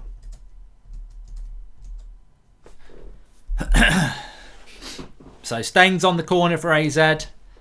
Must be their 4th corner already. Don't think United have had any. We don't want any because we won't score one. And they've got another corner here. Corner number 5. Gomez has hardly been in the game at all. Matic moves and looks like a traffic cone in those boots. Yeah. There's a lot of people in yellow boots. It must be the in ting at the moment because Greenwood's in yellow. Matic is in yellow. Poor old Matic. He doesn't deserve the press. He doesn't deserve it, does it? Anyway, another corner for AZ. Let's see what they do. Thanks for the contribution, Zayn Miasi. It's across the face of the goal. It's come to Idrissi on the edge of the box. Skills. Oh, I tell you what. Poor old Delo is getting absolutely... It's a tough game for I feel for Delo because every time Idrissi's having him on toast, he's like a can of beans. He's just getting microwaved every time. Do you want seasoning, Worcester sauce, bit of cheese? And Delo is only just coming back from injury as well, and you're up against a player like this who, you know what, I've got to be honest. I did say Idrissi was a standout player, and I'm not wrong. Anyway, another corner. United have dealt with them all very, very well so far, and AZ are crap at them. I don't know what their corner routine was there, but it was absolutely shit. Dan James has got it now and just blasts it into Staines and it's a throw-in. But United yet again not offering anything. 7 corners to 0, says in H10, but it is 0-0. But it's so difficult for United because we don't really know what tactics we're playing apart from this counter-attacking defensive rubbish. And there's so many changes again tonight, isn't there?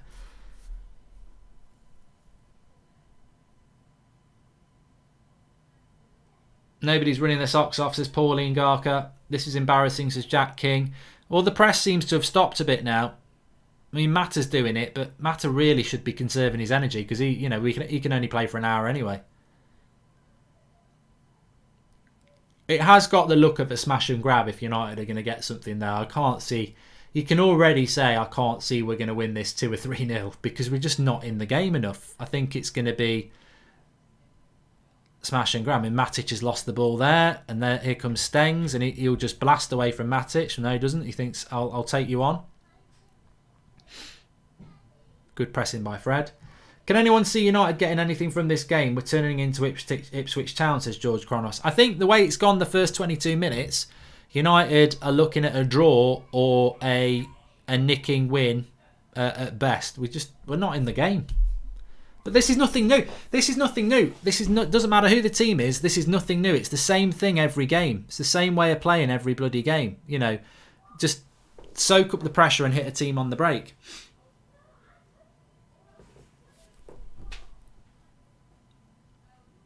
And this is how you press. Look at AZ. Look at how they press. They're not pressing the ball. It's like the way Man City press. They're pressing the options for Manchester United. They're stopping the options going forward. I mean, a Matic, that's a terrible ball. And AZ are just, they know where... They might not have the better players, AZ, but they know where everybody is. They run into the spaces all the time. They've always got a pass. And when they haven't got the ball, they press compactly. It's like a square press, but the square's massive. You have 2 going there and 2 behind them, and they close the spaces. It's really zonal pressing, says Being Ricky. Exactly, it's zonal pressing, which is very impressive. You can have a beer there as well. And they're not afraid to pass out confidently from the back.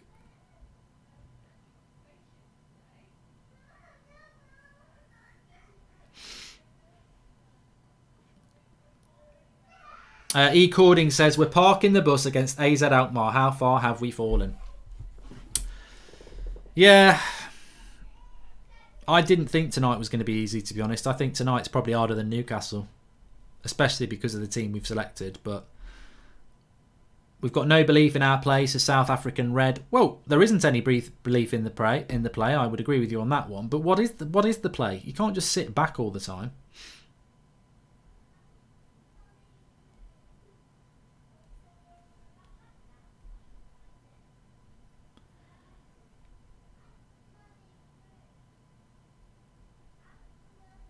Right. 25 minutes gone. Why doesn't Ollie play the zone press as Stephen Diat? Tactics, isn't it? There's a lot of backward passing though from United, side to side and back, which is why Matic wants the ball. Give me the ball. I like to take 5 touches and then pass it sideways. He's going to do it. He's had 4 touches in a sideways pass. Piss off. You're like a red light on a one-way system, Nemanja Matic. What's the point in you? Like, what is the point? In your yellow traffic cone shoes, you're like a red light on a bloody one-way system. You just stop it. I can't believe what he just did then. He asked for the ball from Rojo, and then he took 4 touches to pass it wide. Here's Greenwood down the right. Cross comes in. Oh, tell you what, there was nowhere near it, but I thought it was going in from the cross. That's shocking though, isn't it, really? Asks for the ball, takes 4 touches, and then passes it back.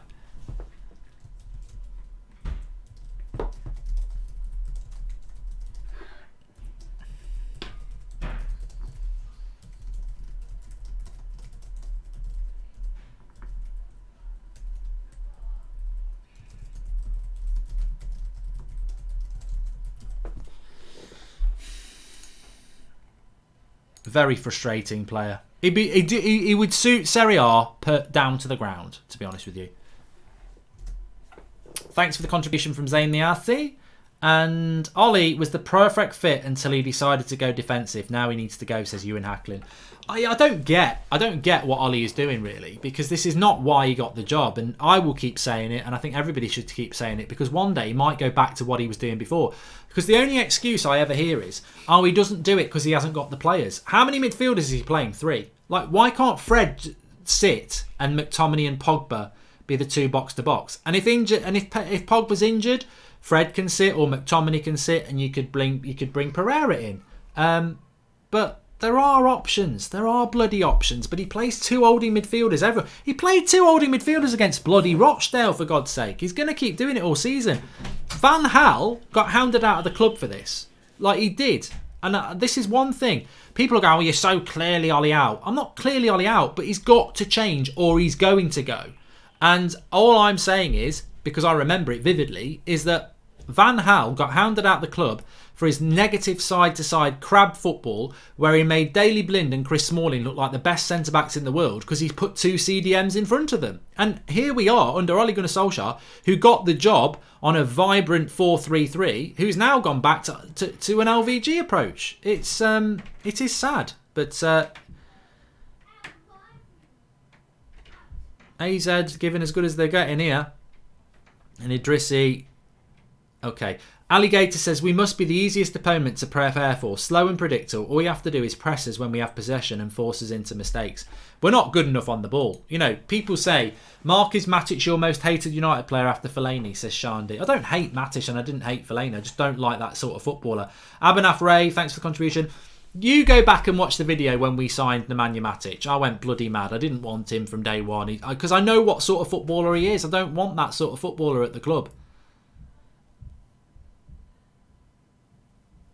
But going back to what I was saying there before, you get some United fans saying, "Oh, Pep could turn this around." He actually couldn't. I will stick up for Ollie and say, like, Pep wouldn't come anywhere near this job because he couldn't play. He wouldn't be able to play his brand of football because we haven't got the players to do it.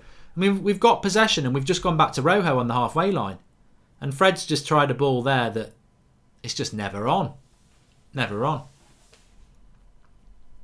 We're playing in black. I wish we were playing in red, K2 Edge. If we were playing in red, I could see a system. I could see what we're trying to do. Mark, what exercise do you do with your back? Oh yeah, I'm going to stand and do that on like. Basically, you just thrust your pelvis back and forth like that, and it moves your lower spine in and out of position, which is good for it. Frank's right. We're not going to win anything playing like this. And that I suppose that's the problem, isn't it? As you look, and you know what? The club and Ollie want us to look long-term. There's a long-term vision at this club. Well, I tell you what, I'm going to play them at their own game. When I look long-term at the club with this team, we ain't going to win anything. Like, this style of football is not going to cause anybody problems. It doesn't cause League 2, League 1 sides problems. So it ain't going to cause, Premier League clubs problems. Goal! Oh! Chance of the game. Out of nothing. Dan James gets it in the box, cuts it back to Greenwood, and he hits it against the defender. Lovely chance. Maybe he plays like this because we lost Herrera and we didn't get a midfielder in the summer, says Blake the Third. No, nonsense. It's a lovely ball into Dan James, a burst of pace, a lovely cutback, and Mason Greenwood should score. It's a sitter. It's a sitter. So United, for all their boring football, this is what we do. This is why we beat Leicester. You know, we bore the opposition and then we hit them very quick. Only positive thing is the kit. Hope it's lost. Hope he's lost, says Joe Riker. Well, we nearly went 1-0 up, Joe. We nearly went 1-0 up. Matic, side to side to Williams. Matic, 1, side to side. Fred goes forward. Gomez, looking to go forward, has to go backwards. If the low is fit, why are we playing Young in the Premier League as Avon Afray? Because Ollie loves Ashley Young. 2 DMs because defence is poor. Slimmy's attack, of course, says Ian Hilgendorf. And blimey, the surface of the pitch is pathetic. Excuse. This is Manchester United. We should be capable of beating these in a car park. Greenwood's offside. The ball was out for Dan James, apparently.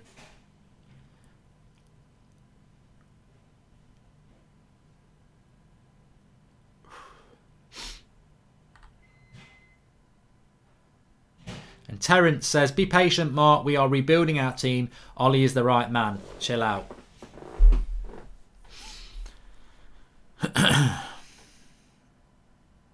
Is AZ on the attack? Well, they should have scored there. Lovely cross in by Stengs. And I don't know why we lost the striker, but he had a free header and he messed it up. That's miscommunication between Lindelof and Rojo. It's a free header, for God's sake. I think he probably thought he was offside, because if he'd left it, Idrissi would have had a tap in. Crick MUFC says, when I watch us, I wonder what we do in training all week because it's so pathetic. Even for the chance we created, Mason was the only one in the box. Another chance for these lads, says Double 2 Diamond. And how can he be the right man when he's got no tactics, says Nicholas B. Mark, be honest, if we had Bruno Fernandes, would we still have these problems? Say yes, says Hudson Brennan.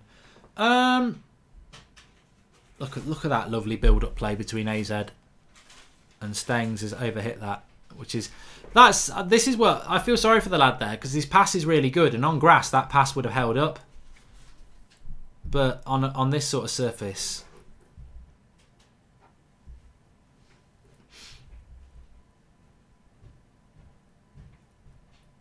it's Delo again, isn't it? Who was at fault for that? Yeah. Buda with a good chance.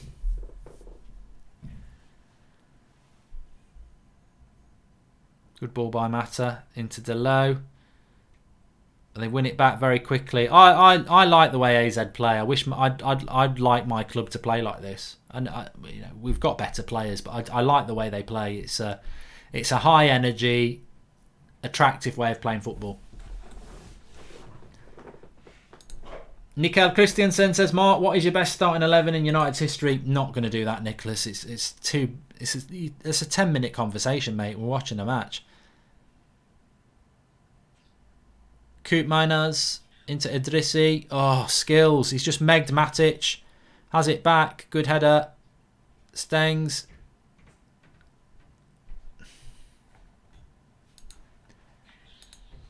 No chemistry, none are running into the right pace, says Jay Powell. I mean, to be honest with you, you've got to be a bit fair to the players because they've never played together, have they? Deloa Ghost defensively, says Cobros Aikins. They look like a bunch of strangers who've never played together, and that was always going to be the problem tonight. Mark, our biggest problem is movement off the ball. Look at us compared to City.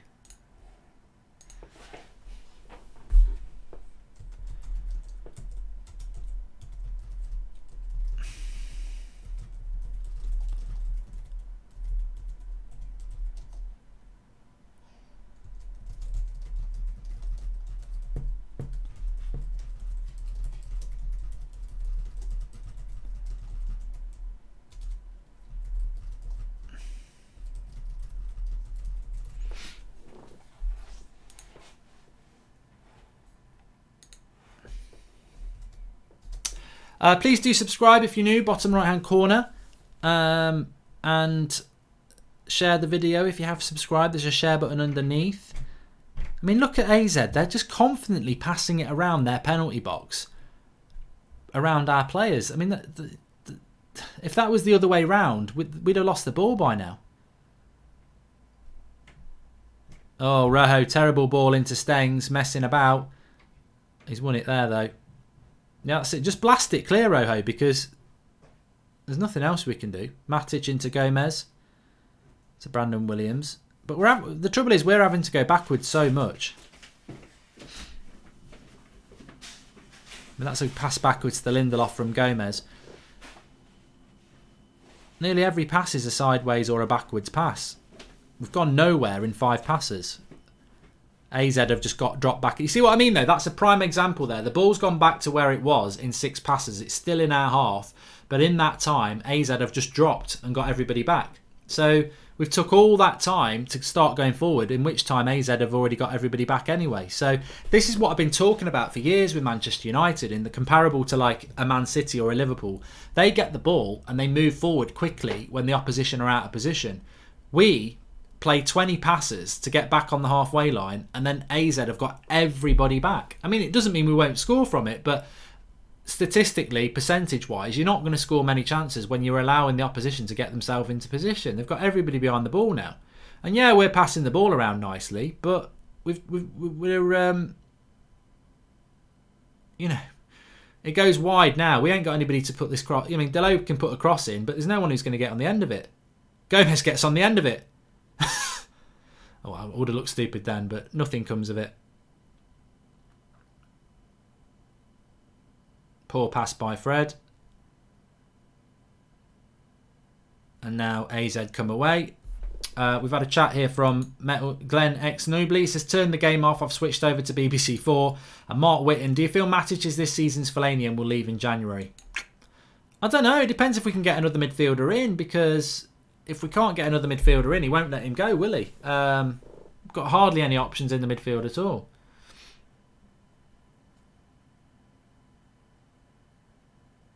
A few people are saying Fred's useless. Oh, Lindelof there got lucky.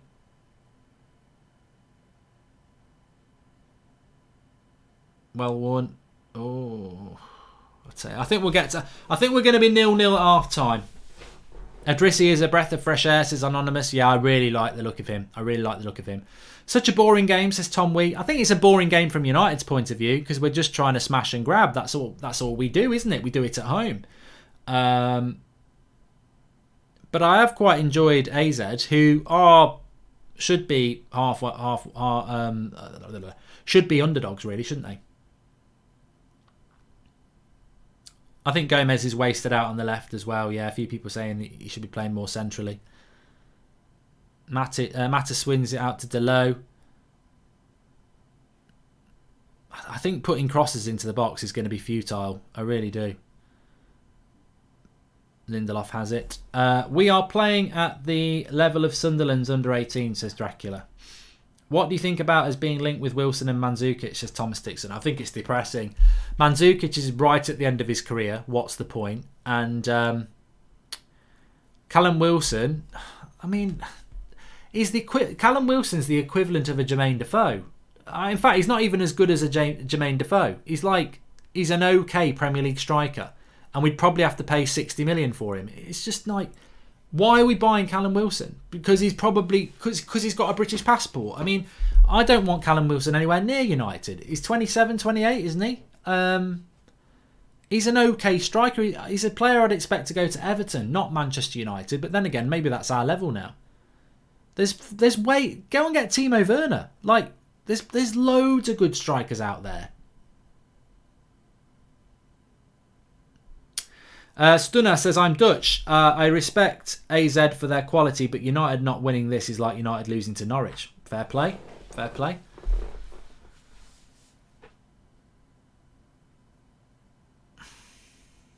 I'm surprised how many long balls United are hitting. You can't play long ball football. I have to take a note of this for the match reaction. Long ball with 3 young lads up front, 2 of which are very small. Oh, that's a throw into United. I think if AZ actually had some quality in their final third, they'd be winning this. Deep Red Gamer says, why is no one running? All I see is jog, jog, header, give away ball, jog, jog. I hope it's not dressing room message because of the surface. Well, the opposition aren't doing that either, are they? Jim Cahill says, Fred's an embarrassment. I don't think he's been that bad. I think he's given the ball away a bit, but Herrera used to give the ball away a lot. I mean, football is a risk-taking game. If you're going to pass the ball forward, then you are going to take a risk, aren't you? That's what's going to happen. Madeline, can you close that door because I am live? Hurry up, please.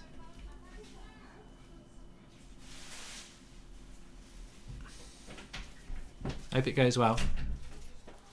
You look like you've been running around already. That door. No, it's fine. I thought you were all going to come in.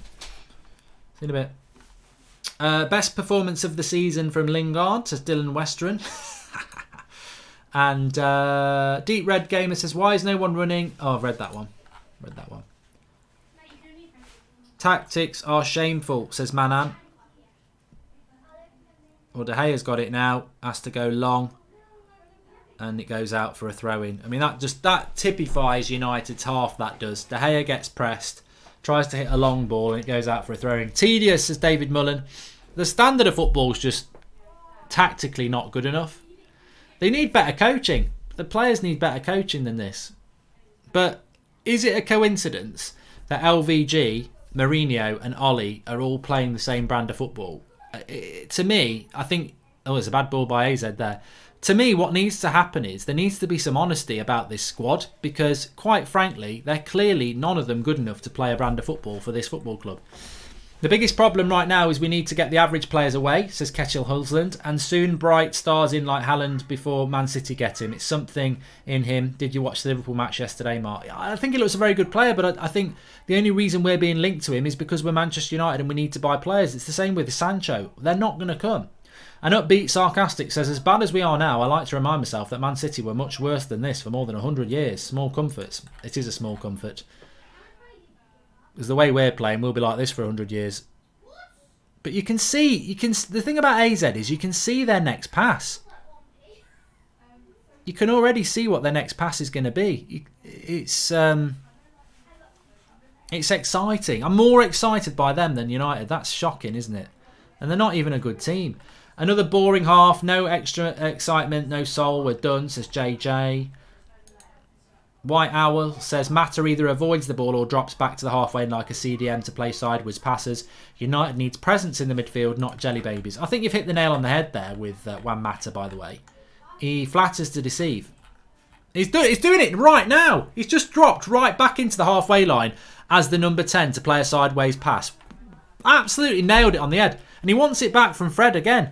You're meant to be further up the pitch, mate. You're playing like a bloody CDM. Move forward. You're in Fred's space. This is it. Mata has got it now in Fred's position, making Fred redundant. Shameful. Absolutely shameful from the number 10 to be coming back that deep and doing that. Play a forward pass. Well, he's done that now. And get further up the pitch. United, it's like a bloody crab. Side to side to side. We've had loads of passes, but it's side to side to side. No one wants to play a forward pass. Back on the halfway line now.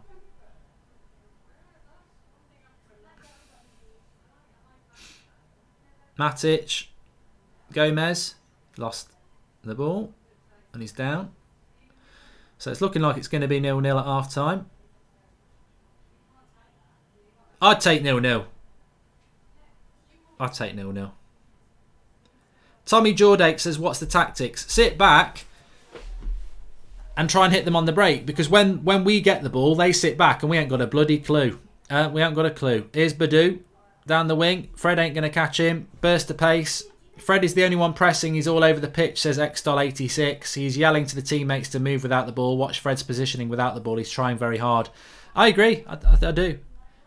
I mean, Matic has just tried to do a press there and he hasn't stopped. He can't stop himself. He's like a bloody lorry. He's heading for the port with his hazard lights on, with his yellow boots.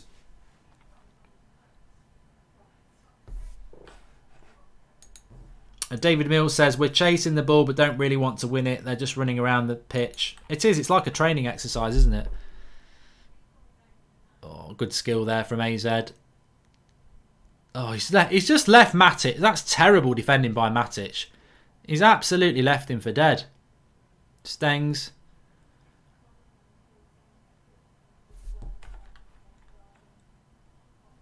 Here's Idrissi. Something normally happens with him. He's rolled it in.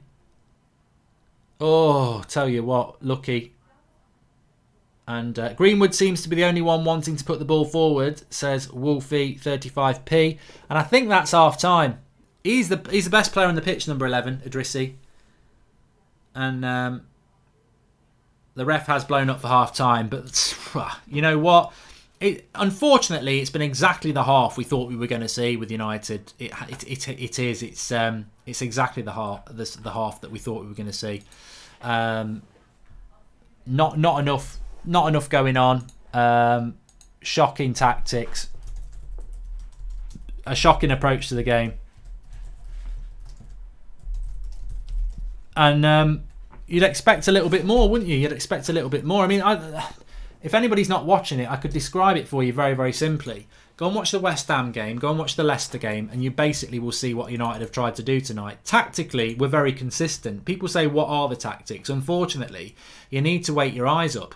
Ole Gunnar Solskjaer said it in the press conference yesterday. We're a good counter-attacking team. But the reality is, it's the worst tactic you can have in football, being a counter-attacking team, because the opposition know that, and they'll just, when Man United have got the ball, just get everyone behind the ball yourself. Don't let them counter-attack us, and that's what we're seeing. Kejel Halson says, is so many players that I really don't believe in, is more than half the lineup in my opinion. That's bad for a top 6 club. Under Sir Alex, was only Deadwood even when we have no injuries. And Dawa Mushtag says, I agree, Mark. No tactics. Matic and Mata are like non-existent. All our players are so afraid to make a straight pass. All side passes. I almost fell asleep for twice. So boring. I mean, the reality is, let me just talk you through this. Tactically, this is very this reflects very, very poorly on the manager and the coaching staff, because it doesn't matter who your players are. You can still have a philosophy. I saw Lampard come to United with Derby last year. Not a very good team, but I saw the way they passed and moved. And I've watched AZ there, and I thought they were going to embarrass us anyway. And they have.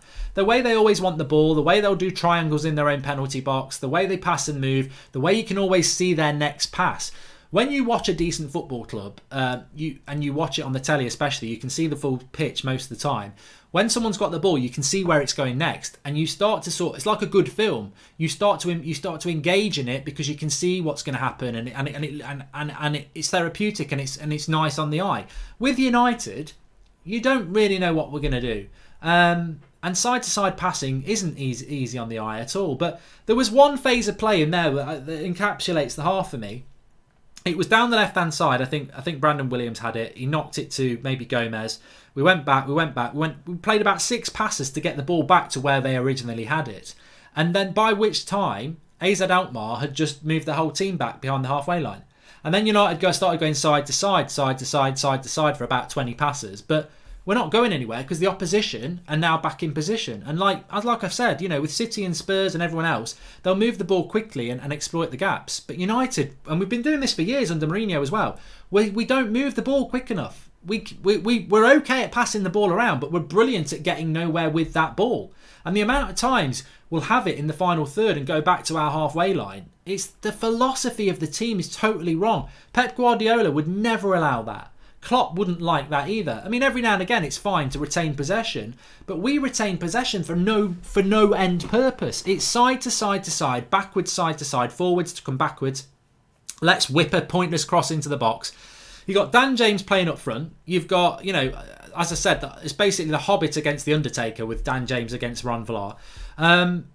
Tactically, it's awful. Now, what I would sympathise with is this is the third manager we've seen this happen with, where we've got a manager who's doing the same things as Mourinho and Van Gaal. So you've got to take into account that these footballers aren't good enough. But then again, that comes down against the recruitment side of things, doesn't it? Because why did we not buy midfielders and attackers when the ones that we've got aren't good enough? From top to bottom, the club's in a mess. But I'm getting a little bit tired of is this going to happen against crap Newcastle on Sunday? We're going to go to the Toon and get passed off the park by Newcastle. I mean, we shouldn't be going to AZ. I predicted we would, but we shouldn't be going there and being passed off the park. And yes, it's 0-0, and I would take 0-0 now because it'd be a very good result and those young lads can build on it.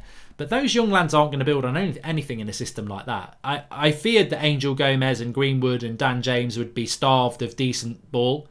And they've touched the ball a lot, but decent ball is being able to turn into space. They've never really had the opportunity to do that. And a lot of it comes from the fact that Matic and Rojo and Mata, they ain't good enough for experienced players. I don't know what these tactics are, fuck's sake, says Skrinth Garamilla. Southpaw Love Sport says, I know it's only Europa, but after that, what I've seen, I'd rather have Rojo at left back than Young in the first team. Bronson's design and installation. Mark, it's the same tactics from the opposition every week. Sit back because United can't create or score. Exactly. You know, we think we're a counter-attacking team, but we're not. We're turning the opposition into counter-attacking team. Because if you don't want to lose to United, when United have got the ball, get everyone behind the ball. When you've got the ball, express yourself. Metal Music Reviews, the young ones are at least trying something that's not sideways or backwards all the time. Yep. I mean, Fred got a lot of stick, but I think Fred actually, vocally, you can see him trying to push the team forward. I mean, and also, I must say, it's criminal that Juan Mata's playing as a number 10 and trying to trick people that he's doing stuff by dropping into the centre circle and playing sideways passes. That's not his position. If you're the number 10, go and hang around Dan James and find space. Don't come into the centre circle to find space so you can touch the ball, because Fred and Matic are already there to do that. Do you think Ollie would ever resign and save the club a few quid instead of waiting for a big payout like previous managers? Well, why should he do that, really? Ket Helson says, we need players with character in the offensive play and on the sides. And Ace says, I'm so disappointed in United at the moment. I'm still Ollie in, but seeing that kind of gameplay from the first half, we should be a solid 2-0 up. Opinions on Fred this half. And Joseph Lackey, Ollie has no philosophy. Look how this team is playing the ball from the back. He is clueless. There's no system. You know what surprises me the most is, and let me just read this one from Skrenth Gramala. He says, Mark, it's better to watch you rather than watch them on the pitch. It's just pathetic. How can we as fans accept it? Because we have to accept it. We have to accept it. And there is no movement at all. No wonder player looks clueless, and it's the coach that needs to put the philosophy in the player's head, says Nitin Mendika. Look, what I wanted to say is this. It reflects badly on the manager. Of course it does. It reflects badly on Woodward and everybody else who didn't buy players in the summer, because that is still a problem. But it also reflects terribly on somebody like Michael Carrick. I mean, look, we know players who are brilliant players and don't go on to be very good coaches. We know that. But what I'm also saying is Michael Carrick was one of England's best players, one of the Premier League's best players for sitting in a position like Matic and Fred are today and conducting a game of football. He obviously can't coach because I don't see any bit of how Michael Carrick used to play. Do you think Ollie knows what he's doing, says Tobias Grenfold? I don't know. I mean, Paul, can you hear me? Yeah, mate, you're right. Do you think Ollie knows what he's doing? No, he hasn't got a clue. Go on then, give us your thoughts. Well, he knows what he's doing, but what he's doing isn't good enough. I mean, the way I look upon it, Mark, is we've tried how many combinations this year in how many different teams and how many different matches. And the outcome's been the same every time. This is the football that we play. This is it. No matter what players we bring in, what players we buy in January, this is the football we play. Every single 11 we put out there, this is the football. So if you put Harry Maguire in there, Aaron Wan-Bissaka, and you put Pogba in there, we still play the same football. And you said it before, we're turning other teams into counter-attacking teams by thinking that we're a counter-attacking team. But we haven't got a player other than Pogba who can pass more than 10 yards. And our counter-attack goals, if you look back at them, I was thinking about it, most of our counter-attacking goals are Pogba playing a 30-yard ball to a runner who goes through on goal. I don't know where we're at. I'm completely lost on what Ollie's doing. Sorry, but I watched the Flex and Rant show. Rants went in on Ollie, and I could not disagree with any of his points. And also, I couldn't argue any good against them either. So it's a little rant from me, but What's the positives, Mark? I mean, I just said that. I mean, Big Maguire says it feels like we're playing with no striker. It's very strange, to be honest. I can't get my head around it, and the pitch can't be an excuse.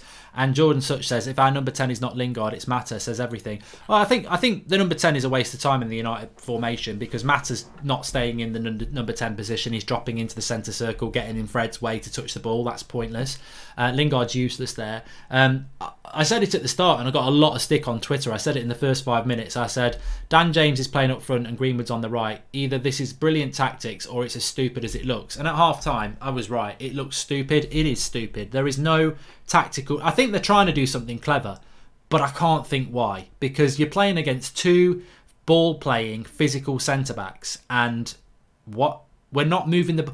The only reason you'd play Dan James up front is to stretch two centre-backs. How do you stretch two centre-backs? You hit them on the break. We're passing side to side every time we get the ball. So that's a waste of time. Greenwood should be up the front and then put James on the right, who can actually run at the fullback. But you're right, Paul. I mean, I just think counter-attacking football is not a philosophy anyway, because it's not a 90-minute philosophy anyway. It's like get 1-0 up and hit a team on the break if you want to do that. But as your plan A, it's so easy to deal with because we've seen it with AZ. They're like, when we've got the ball, we're going to try and score. When Man United have got the ball, everyone drop into our own half. And you've seen it do it time and time again. Because you're like, United will not get through us. And I can see, unless we nick a lucky goal or catch them out on the break because they pushed too many forward, it's going to be a loss or a 0-0 or a scrape 1-0. We're shocking. We're absolutely shocking. There's no two ways about it. We are awful. AZ ALKMAAR are making us look like a championship team because they're playing the ball around nicely. Our movement is awful. I feel sorry for Lindelof because I've seen him every game this season, even games last season. He gets the ball. He's urging players to get away from him because everyone comes to 5 yards away from Lindelof, receives the pass, turn around, and do you know how far we've gone forward? 5 yards, but we didn't bypass any players in the other team. It's like a game of keep ball. We made a pass for the sake of it. We pass for the sake of passing. We don't pass to break the lines. We're so predictable. I know, everybody in the live comments knows where the next pass is going to go to. So why wouldn't the players on the pitch do that? Our press isn't a press, Mark. You don't press individually chasing after the ball. You said it again. Your commentary during this game has been fantastic, by the way, because you've spotted everything the problems that are there. You don't press the ball, you press the space. You press the next pass that's coming. You don't run after the ball like dick. Sorry, well, AZ like have done it really well, haven't they? I've liked watching them. They're doing Ollie's tactics better than Ollie with worse players. Now, the players that we have aren't the best. Our retention of the ball isn't the best. But again, when we play, we get the ball, we get our heads up, and then we look for the through ball from behind our own halfway line. We give the ball away, the other team recycle it, and then put pressure on us. We don't dominate teams. We don't press teams back. We keep the ball, but we keep it in the middle of the park and then lose it. You could just go on and on and on about the problems that are there, and there is not one single positive. There is zero. Paul, I must just ask. I mean, Caelan Pillay says, I love this club, but this is sad. This hurts, Mark. If we put in half the effort AZ is putting in, we might get the results. Awesome show. I mean, look, I very rarely watch an opposition against United and give them masses of respect. But I saw AZ Feyenoord extended highlights on Monday morning, and I was like, shit, we're in trouble. They're a good footballing team with some good young players, and I highlighted that Idrissi in the preview, and he's been brilliant. He looks really good. Whether he's that good or whether we're just so bad, I don't know, but every time he gets the ball. But the way they're playing, the zonal press, the way they confidently pass it around when we're pressing them in their own penalty box, I mean, I wish my club played like that. They're well drilled, Mark. Yeah. You can see it. They're well drilled. They move as a unit. When the front are pressing, you can even see him looking back and waving their arms to get everybody moving as a unit. I watched them. I tried to get a gauge of it. They all move up and back at the same time. When their defenders kick it away when they make a tackle, immediately they all move up. They all press. They all push back. So it causes us to play back and back and back and back to De Gea. And we can't seem to be able to break the lines. All we do is we sit in front of all of their players. Our movement is shocking. Mark, our effort levels. Matic, whenever he plays the ball, he stays where he is. He plays it and stands there and looks at the pass and going, look at that straight to feet, that quality. There was one point before Matic, you know it, before I remember, I don't know whether you remember it, where he went and got the ball off Rojo, touched it 3 times and then passed it back or gave it to Lindelof. He's shocking. It was like, what have you just done? If he was a horse, mate, I swear it'd be glue. He's useless. He takes 4 touches with no one around him to play the ball backwards. By that time, they're a pressing team. They've moved up. They've pressed 10 yards forward.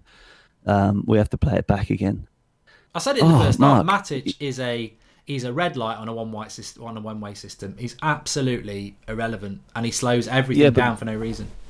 It's not the players, Mark. I can't see how we can blame every single starting 11 that we've put out in 11 games this season. How can we blame the players every single time when we've put how many different 11s out? And I think we've rotated the entire squad through those starting 11s as well, playing against how many different types of opposition, and coming out with the same type of football with the same results all the time. Now, there are players in there which won't be able to apply a certain type of football, but what is the certain type of football that Ollie's trying to apply? I don't even know what it is. There's so many problems, Mark, and I hate this is a bit of a rant, but that first 45 minutes was awful, and there's no excuses for it. There isn't. They need coaching better. You said it yourself. This is a clear coaching issue, says W. Skeezer. I wouldn't disagree. Christopher Liu says, Ollie is clueless tactics-wise. Every presser, all he talks about is man's running. We are supposed to be counter-attacking but can't press to get a ball. Jordan Such says, forget Liverpool and City, Spurs, Arsenal, Chelsea, Leicester, and even someone like Bournemouth. Look how they move the ball. It's embarrassing. Red Baron says, maybe we should go out drinking with AC Milan later and reminisce about old times. And David Dean says, Van Gaal was better than this, despite him being boring. At least he had a structure we could see. Ollie's very disappointing. He is. Well, the game has actually just kicked off. So what I'll do is, Paul, I'll get you back on for the last 10 minutes because there was a question I wanted to ask you anyway, which I'll keep for then, which was going to be, where do you stand on Ollie? So have a little think and I'll get you back in a bit. Quarters in a bit. All right. Cheers, Paul. Quarters on the up there. It always happens when you start getting into a good conversation. Let me just get you the timer up and running for you as well. I wanted to ask him whether he's Ollie in or out because I don't know whether he is. He was Ollie out very early, Paul. No, not Ollie out. He was Mourinho out very early. I'm interested to see where he stands on the Ollie situation because a pint for Mark, says Jenks 1102. Look, you know what? I mean, thanks for everybody who said they enjoyed the first half because of the tactical analysis and everything. But it's not. Football's a very simple game. Stengs has just played it in down the right hand side here. Williams probably a little bit rash there with his cross. Delo. Did he handball it? No. Play on, says the ref. He's had Delo at the moment, just player ratings wise, I'm not going to go through everyone because I do that in my match reaction, but player ratings wise, you'd have to give Delo a 4. He's been really poor. Looks like Dan James is going to play off the right now with Greenwood through the middle. Here's this cross. Is this a handball on by Delo? No. Could it be that Solskjaer is such a brilliant manager that the players struggle to understand his incredibly genius, complex tactics, says Tobias Grenfeld? Could be. He's just too clever for everyone. Pavan says that the new tactic for the second half will be long ball. I thought there was a lot of long balls in the first half, to be honest. I just think that AZ are wise to the long ball. I mean, there's a long ball here, and it was nearly, I thought Buddha was going to get on that, and it just ran through to De Gea. I suppose it's the bouncy pitch really because he's split Lindelof and Rojo. He's away from them for pace and it just runs away from him. If that was grass, he'd be through. The Montaga says Leicester are finishing above United this season. I think at the moment it's a safe bet. But here's Gomez. He's got an overlapper as well. I don't know what Gomez was doing there. He ignored the pass. He's going to have to graft to get back. Delo again defensively, says Cobros, Aitkins, and much of the same at the moment. It seems to be a little bit more space, but look at Coop Miner there. He gets the ball. He's not scared of the press from Fred or Greenwood, and he finds a pass. Lovely layoff to Stengs. Matic did get a foot on that, to be fair.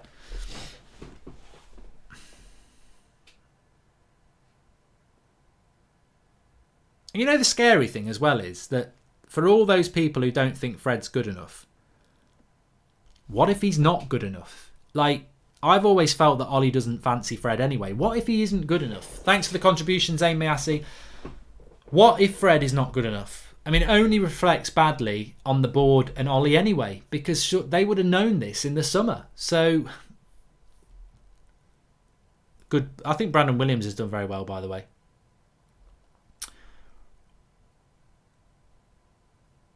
Oh, here we go. Have we got a chance? No.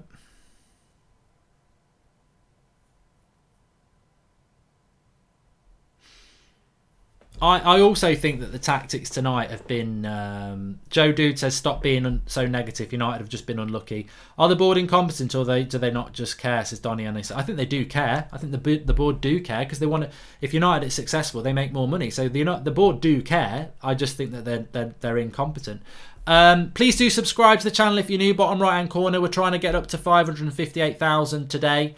So please subscribe if you're new, bottom right hand corner, and share if you have already subscribed. Final Frontier says, I just saw the camera go to Greenwood just as they were about to kick off. He looked like he wanted to cry. It's a terrible performance so far.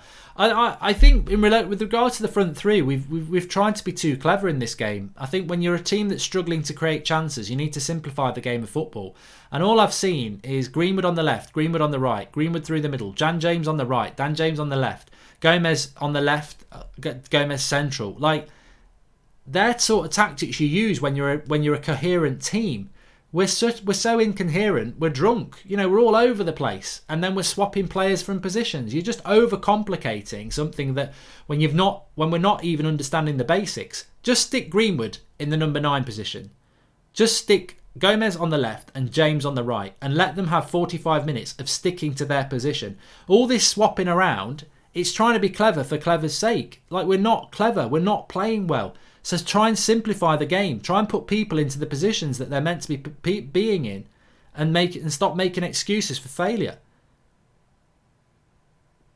We've won it back in a good position here now, and AZ are not... Fred trying to slip James in. Not a good pass. Is Buddha.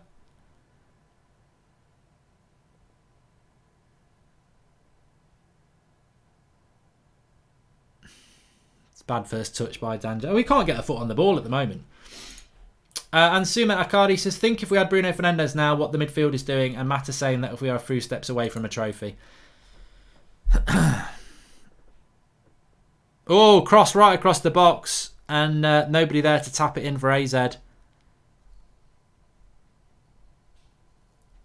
Don't know why Ollie is playing Greenwood on the right. He don't have a clue, says John Power.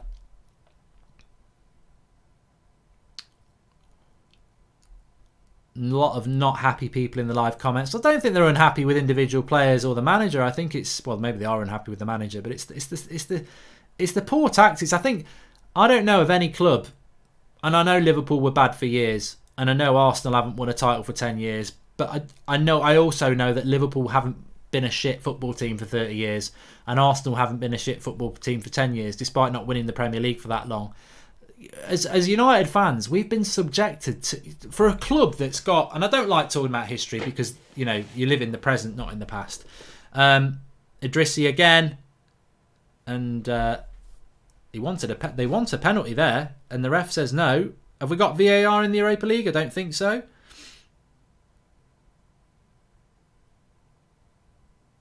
I don't think we've got VAR. There was enough players there complaining for me to think that there was something in that, but we haven't seen it back. But yeah, what I was saying is, you know, Manchester United, even in the 80s with Ron Atkinson and the 70s, we've always been a team that tries to play attacking football. We've always been a very good cup team, actually. That's why we've won so many FA Cups. We've always been an attacking, risk-taking side. And I think one of the saddest things since Sir Alex Ferguson retired is, I think some of us can accept that we weren't going to continue to win the Premier League every year. I think we should be challenging every year because of the size of the club that we are, but I never expected us to win it. I never expected us to go as bad as we are. But the worst thing for me is the standard of football for the last 6 years. For a club that has got so many fans and is so proud of its way of playing football, it's disgusting. It's really bad to see how poor we've played football over the last 6 years. Under Moyes, under Van Gaal, under Mourinho, and now under Ollie, the standard of football is just not good enough. And look, you can play good football and not win trophies. And I would like to see that happen, because at the moment, we're not winning trophies and we're playing absolutely abysmal football. Anyhow, new boss 2020, says Martin Shaw. I don't think United would do that, to be honest. Flex said Ollie out, says RAM. I doubt he has. He's got to get it okayed by me first. I wouldn't like Allegri, Paul Cantona, no, because Allegri is, again, his style of football I don't think would make us happy. United are doing a little bit better this half. Well, cross comes in here. Nah, that's not a handball by Brandon Williams. Nah, the ball's way too fast. It's not a penalty. Is there VAR tonight anyway? Let me just check Flex's tweet then.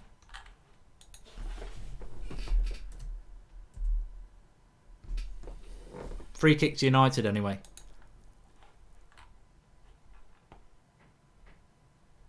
No, he hasn't tweeted it, you lying sod.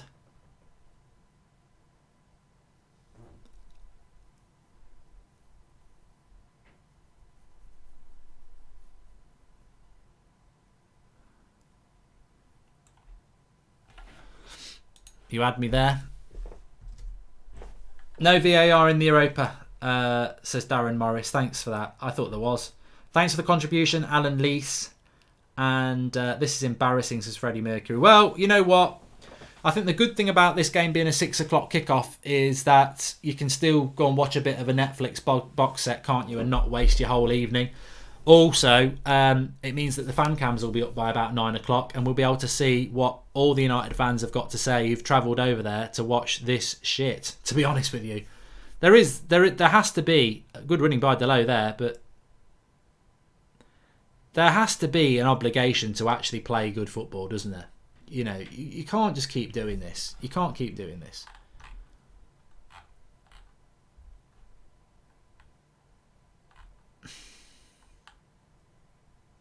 Mustakeem says, watch them blame the... I've checked Flex's Twitter. I'm not checking it again. He hasn't said Ollie out, so there you go. You've made me forget what I was going to say now.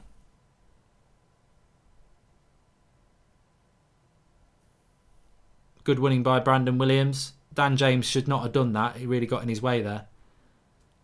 United are doing a little bit better this last couple of minutes. I'm going to say that. I mean, they couldn't be doing any worse, but they're actually doing a little bit better.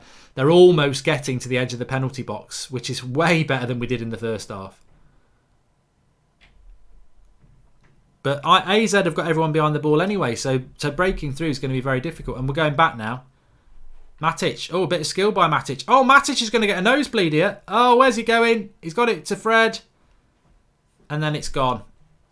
Dipanshu Kumar. Fred is not bad. It's because of the Ollie, I know. Ollie will not be sacked anytime soon, but it's a matter of time for me. But also the next coach must be a Galactico. And we're all doomed, says Alan Leese. I want to see Delo right wing and Basaka right back in the Premier League, says Cosmin George. Yeah, Delo going forward is brilliant, isn't he?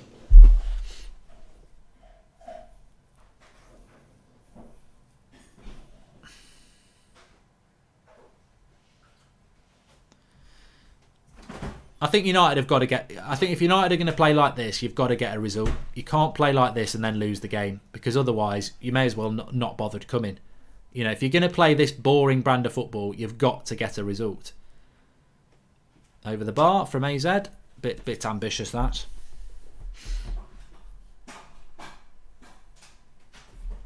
This performance is clearly Pogba's fault. Shocking, says Buster.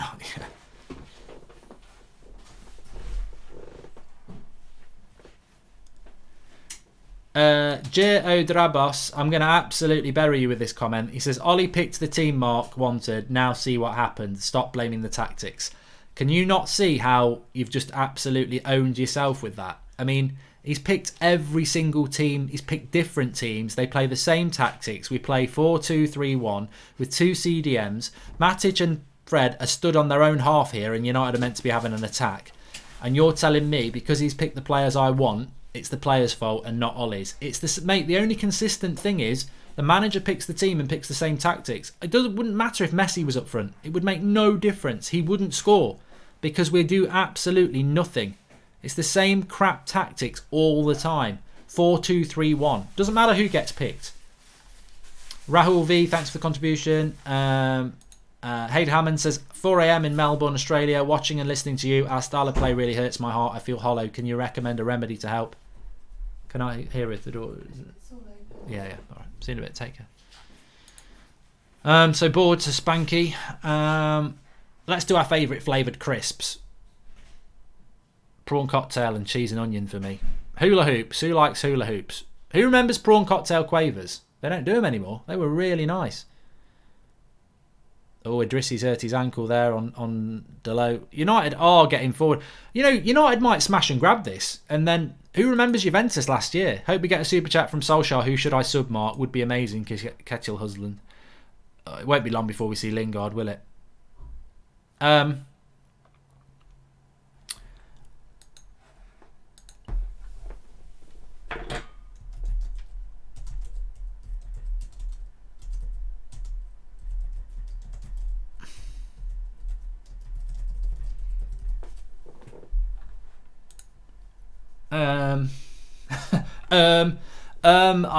I don't know. I don't know what to say. I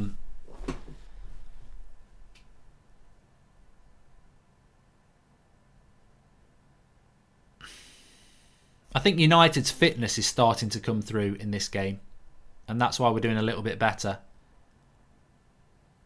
Corner to AZ. There's a lot of frustrated United players out there, though. You know, just saw Fred blasting the ball away. Thanks for the contribution, Kettle.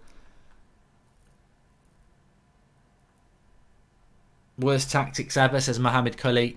Look, I think in relation to the tactics, we need to start accepting now. And it's funny because Paul's, I mentioned it a few times and we mention it a lot on the show.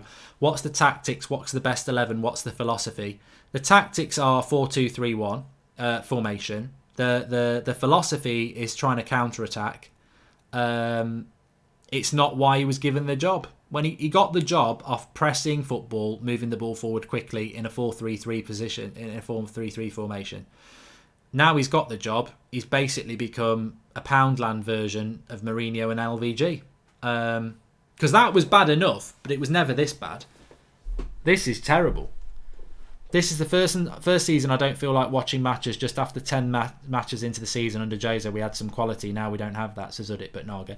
You know what? I do agree with that. I think, look, we all were quite right to want to get rid of Van Gaal and Mourinho. And we wanted to get rid of Van Gaal and Mourinho because we wanted to win titles and we didn't like the way of the brand of football they played. So we wanted to get rid of them. What we've got now is somebody who plays football worse than them, but is miles away, you know. We might not be in the Europa League next year, let alone the top four. Van Gaal and Mourinho were judged on getting us into title races and getting us into the top four with their crap, boring football. Ollie, with his crap, boring football, has got us playing mid-table. So we've got a Poundland version of Mourinho and Van Gaal, and we're battling for way lower down in the league than we were with them.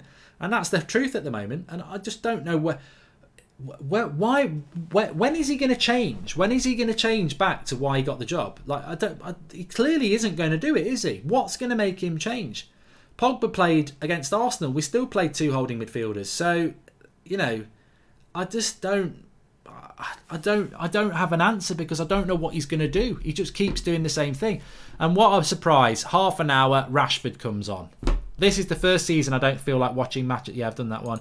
Welcome to the channel member club, Chris Natalania. I mean, the reality is AZ have not been good this second half, so there is a result to be had. And that's what I was going to say, actually.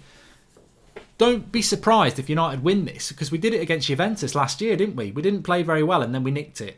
And everyone was, oh, Mourinho's at the wheel, or whatever like that. Special one.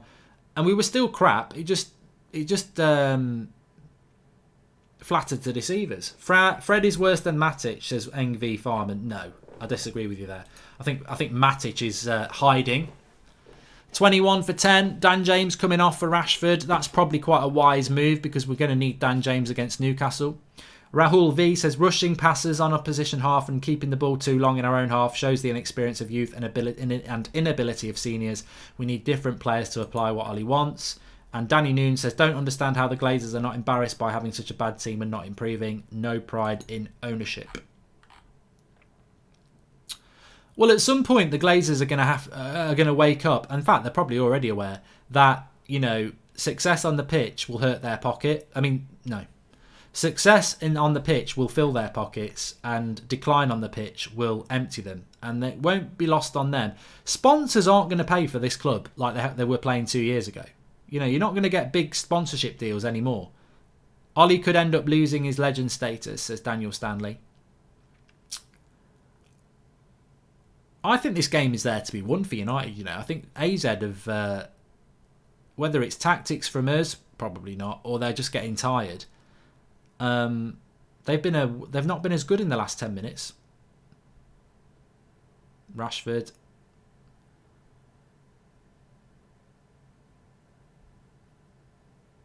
Loses the ball and gives a foul away. I mean, one thing about Rashford is he will keep running.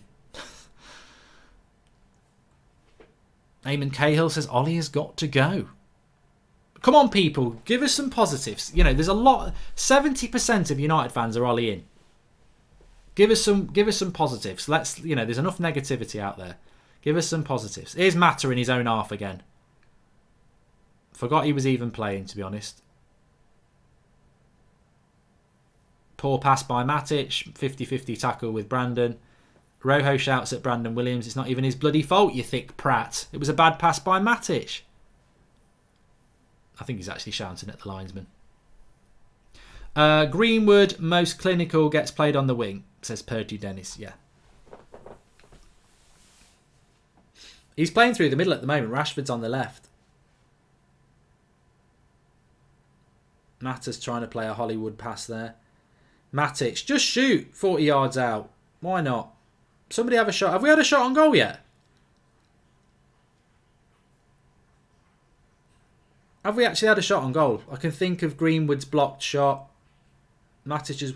Way! We've got a corner that we're never going to score because we've got nobody to get on the end of it because we're all hobbits.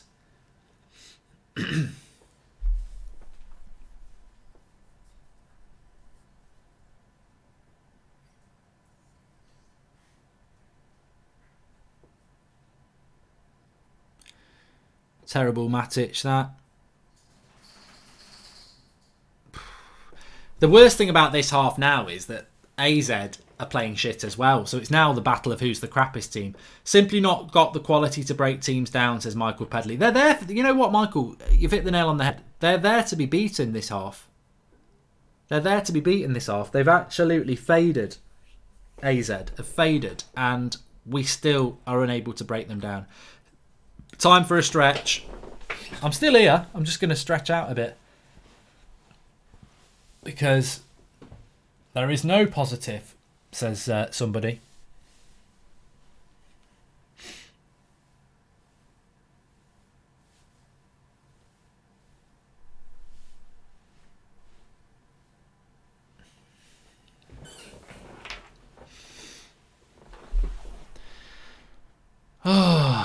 Nick P says Greenwood's on the wing because Ollie wants to crowbar him into the first team for future games without hurting the chances of beloved Rashi. He is playing. I've got to be honest. He is playing centrally at the moment. Although Gomez, I don't know what we're doing. I actually don't know what we're doing. Free kick to AZ.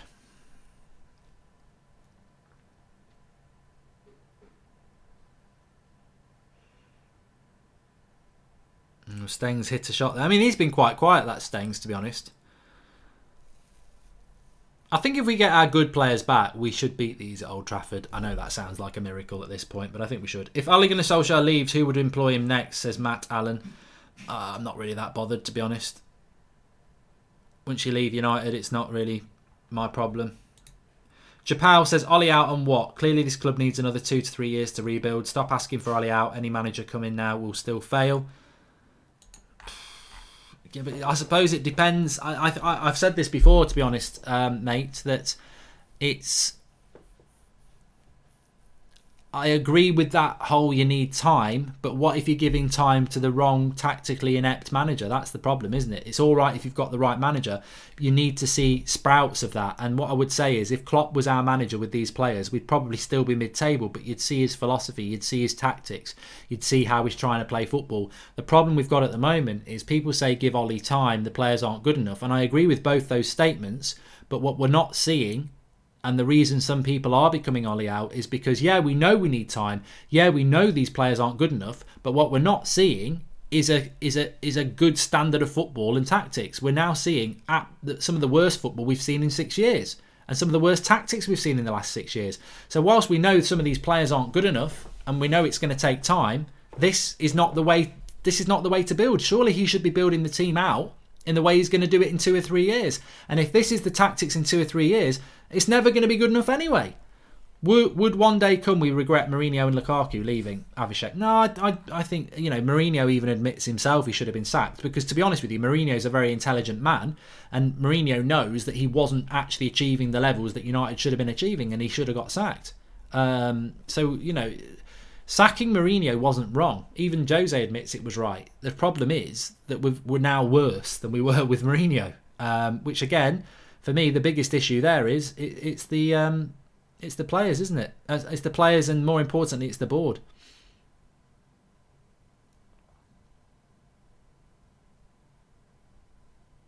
Oh, Brandon Williams there, bad pass.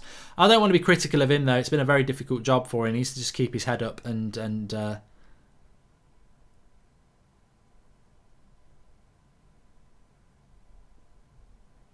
as I say, I think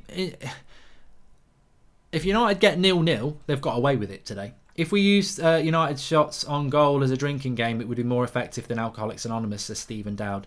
And Nawin Pal says, old players are lazy and rigid, not fast and flexible. That's why new and young players are good. And Ari Guadelia says, the contrast of our style of play from when Ollie came in to now is shocking. The board are at fault, but not for this. This is terrible amateur mistake. And Man United 84 says, what formations, positions are we playing? We look so clueless. And Alligator, you don't need time or money to play attacking progressive football. You might not get the results, but you can still establish a style of play. Yeah, I agree.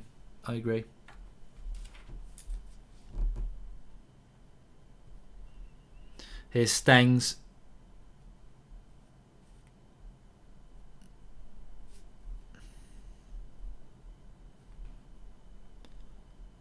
Well, 20 minutes to go. Rooney still better than Mata and Matic.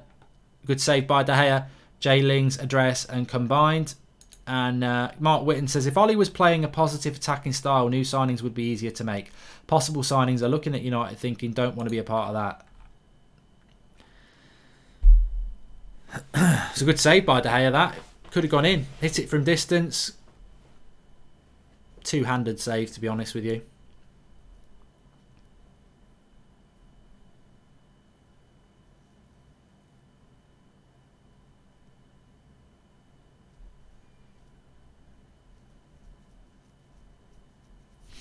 My local club play better football than this, says DK Falcon. And I think that that's one of the things that really irritates me the most is these plonkers who come out. I saw a mainstream journalist who works close to Manchester United say the other day, Klopp in 2016 finished 8th, and it's going to take time, etc., etc. And it's like, comparing what Klopp started at Liverpool with what Ollie is doing at Manchester United is like comparing ice cream, Klopp, to chewing cement with Ollie, cement powder. Because, yeah, you are going to build something. You're going to build a lockjaw when it sets of absolute impenetrable shit.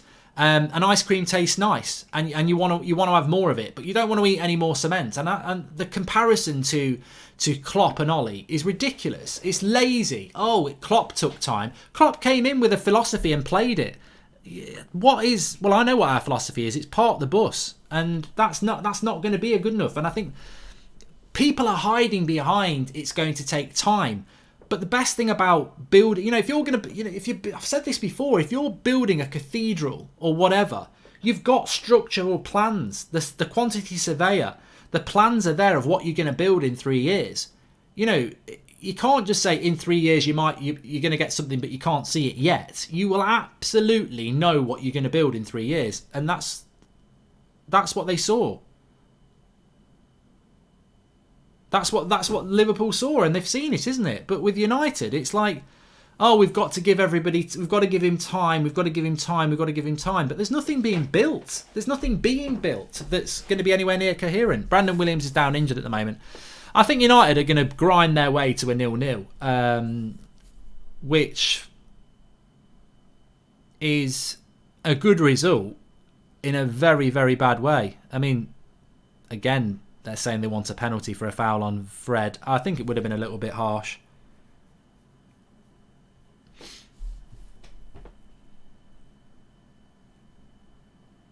Alan Boki, you're absolutely correct. You can see exactly what Frank Lampard's doing at Chelsea, and he's only been there a few weeks. You can see what he's doing, and you can see when he gets better. I mean, that's the best example, and I'm bored of saying it, but you can see when Chelsea's transfer ban is lifted, they're going to get better and better because the system is there, and they're going to get better and better with better players. With United, I mean, look at Carrick chewing gum and tapping Gomez on the back like it's, I know it's encouraging for a young player, but I don't see what there's to be happy about. I think if Ole Gunnar Solskjaer gets the sack, you've got to sack Phelan, McKenna and Carrick and just clean sweep, because they're not good enough, are they? They're not good enough collectively. And we ain't got time. Everything's about time. But Michael Carrick's brand new in the job. McKenna's brand new in the job. Ole Gunnar Solskjaer's brand new in the job. The experience was meant to be Mike Phelan, and at the moment, is he just like Mourinho, where he was once a very good assistant manager, but in the modern day, not really. Engvi Farman says Real Sociedad played beautiful attacking football with 4-2-3-1, but you need creative holding midfielders, fast space-seeking forwards, and an intelligent ball player at number 10. We have 1 in 3. Exactly. Jordan Such, it's laughable how Mata and Matic are still on the pitch. Yeah, at least they won't be playing against Newcastle. And as I said, if we get a point here, it's a good point, because we don't deserve anything really. It's been really bad, but we've got away. We've got away with it if we do.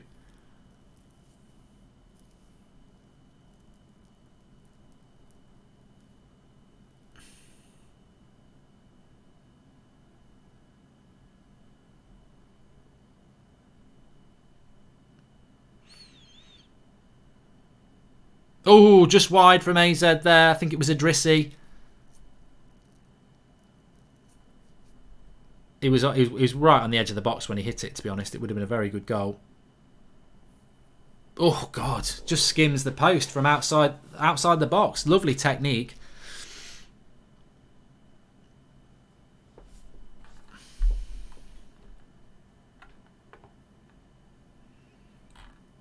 Lingard's coming on for Greenwood.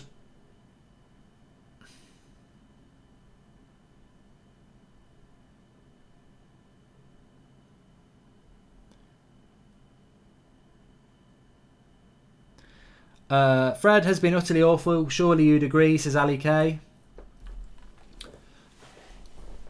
I don't think he's been as bad as Matic and Mata, to be honest with you. I think they're just dead players. At least he's got a pulse.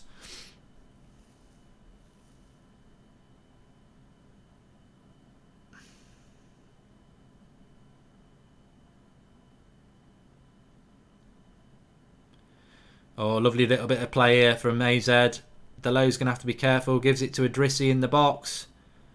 Shoots. Good save, De Gea. Straight at him, really, but he punched it well. Mata and Matic played against Astana, then played against West Ham 3 days later. Don't rule it out. Well, Jordan, don't depress me even more, pal.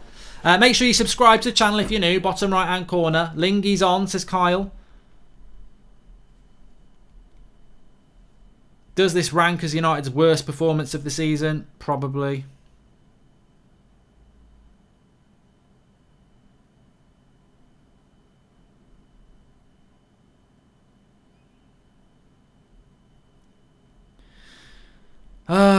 A to Z plays a lot like Ajax. We are Stoke, says T Ballard. I mean, the cold, harsh fact here is that they're not actually that good. They've got a few good players, but they're not actually that good.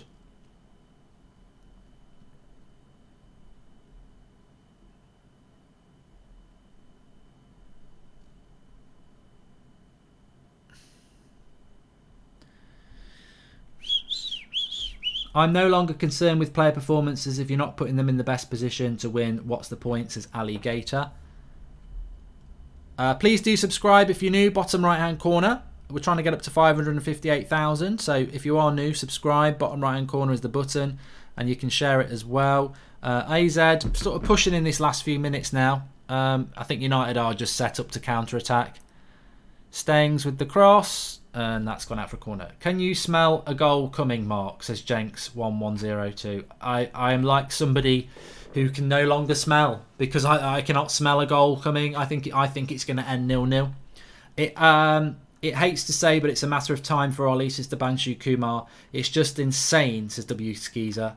It's just insane that we cannot create anything, and McTominay is going to come on as well.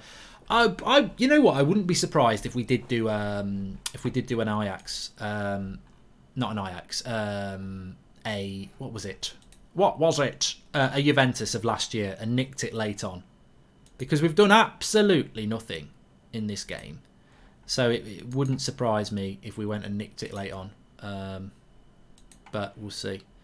We'll see. I mean, I'm just going to have a check of the stats, actually, because that's the thing that's intriguing me the most, is how many shots on target we've actually had in this game. I think Fred gives the ball away a lot as well. Here's Rashford. It's a good ball. Oh, good cross. And it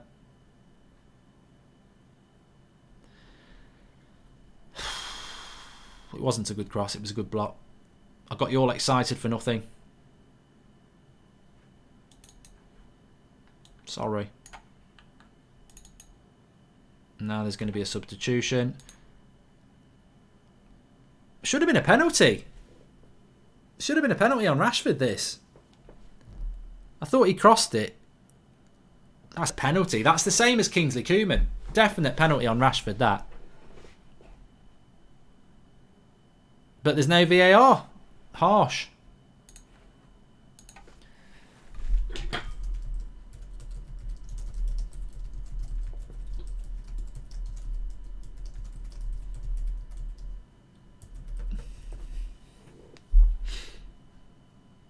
Matic loses it in a stupid area. What are you doing?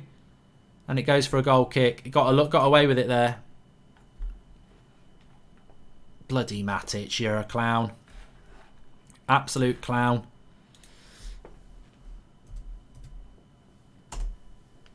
It's caught on the edge of his box there. It could have gone very, very bad for United. It doesn't. It goes for a goal kick. We'll take that. We'll take that and party.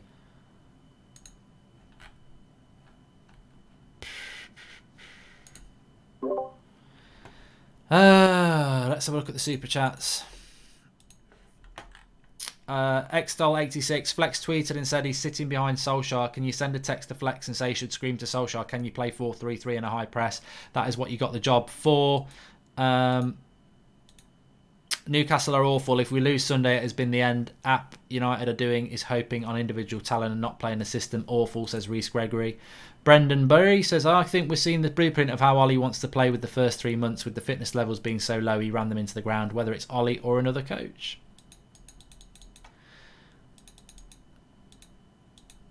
And Sahil Ibrahim, history will repeat itself. United will lose to Liverpool and Ollie will get fired. I don't think he's going to get fired after that game, if I'm honest with you. I had to pay some money just to say this. The worst we've been in the entire 40 years I've followed United. I actually regret watching them now, says Ol Ray. And Nick P says, Mark, do you remember when we used to get angry about how bad we were before we accepted our fate and became numb? Todd Hunter, for all the Ollie out folks, who would you rather replace Ollie with and why would you do that? I think you'll get a lot of answers on that one, Todd Hunter. I do. I really do. Because I think that a lot of people are just going to say that the brand of football is the problem, and that is why they are Ollie out, because he plays crap football. Which he does.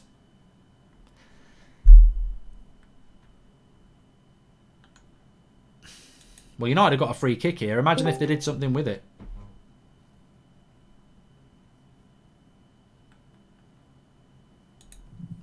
Rashford's on it.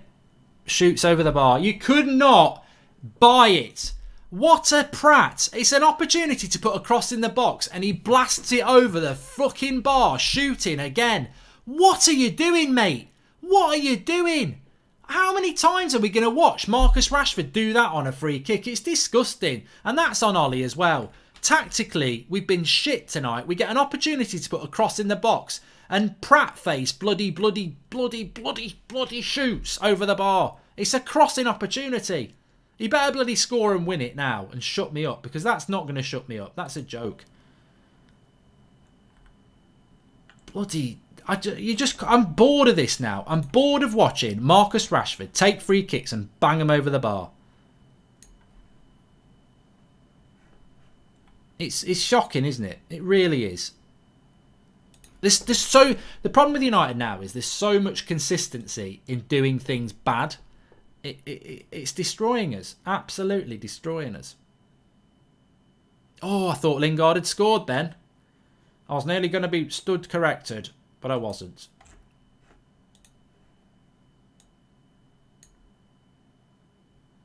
Wasn't that far off. It wasn't that far off.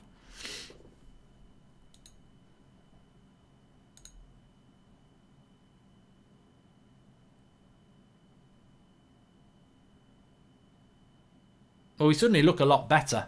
A lot more lively.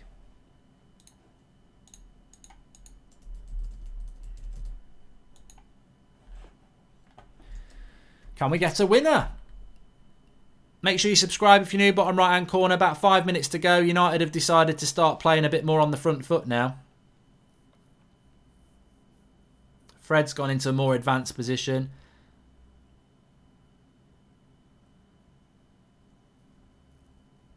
I think AZ are probably settling for a draw themselves.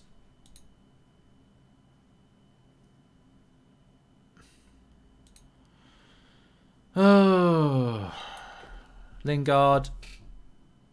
That's a crap cross. Well, in the grand scheme of things, I don't think it's a... Well, I do. I don't think it's a good result. But I did say getting a point is a result that Ollie, I think, will be absolutely ecstatic with. Boring again, but I think he'll be happy with it. And to be honest with you, AZ have not played well this second half. They haven't played well at all. Am I Ollie out, Richie? No, this is not. This is what I mean. 0-0's not going to be enough for people to go, well, it might be, but it's not.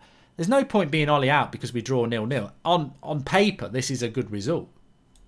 Absolutely terrible tactics, but on paper, it's a good result. I can't dispute that because they should have beaten us tonight.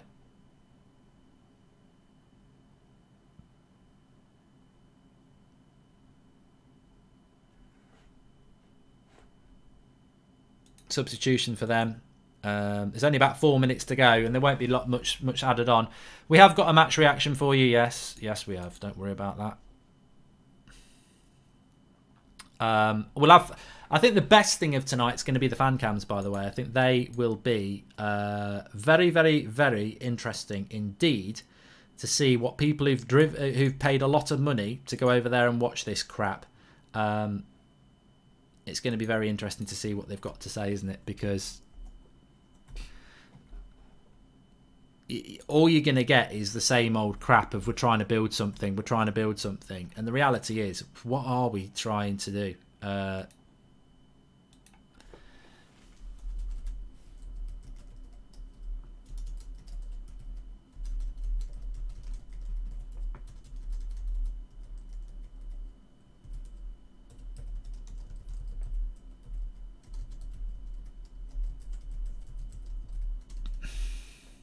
Could be a cross. That's a goal. That's got to be a goal kick.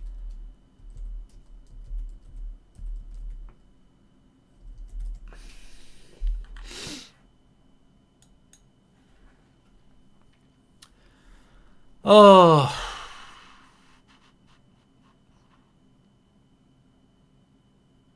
I'm just angry. I think that's every time I watch United now, I'm just angry.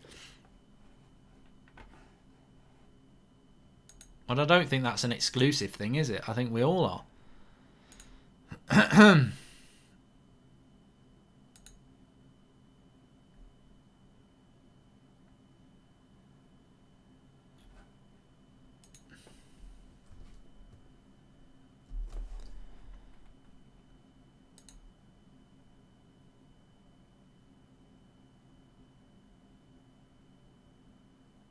AZ on the attack. We should get rid of it now. Please subscribe if you're new. Todd Hunter says, can't Ollie get some instructions out to the players? It doesn't seem to want to. Doesn't seem to want to, Todd.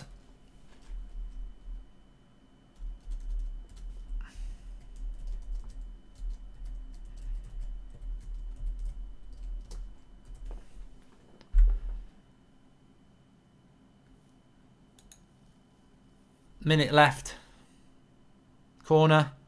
They've had about 50 million corners. I can't see us conceding a corner. They've had enough. But in the context of getting out of the group, I think this will be a decent result for Manchester United, if I'm honest.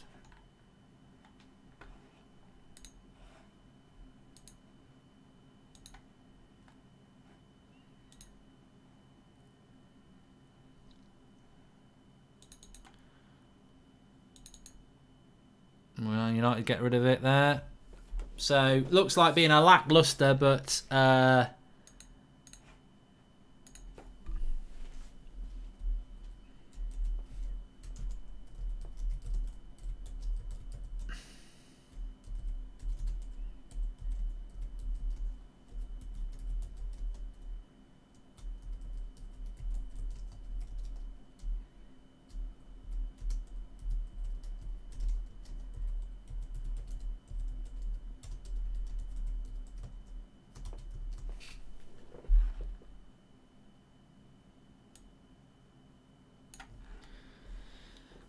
"10 seconds to go, people. I mean, man of the match.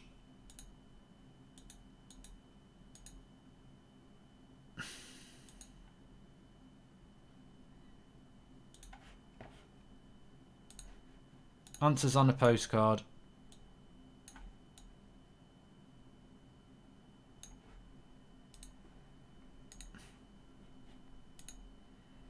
Three minutes been added on. Ref, I would have just ended it on the 90th minute here. You didn't need to do that. We would all been happy with a. We would all be happy to get onto the match reaction and have our say. Well, I think the match reaction is probably going to be the most interesting part of the night, actually, as per usual. Yeah, links in the video description for that. We'll be live straight after this, but.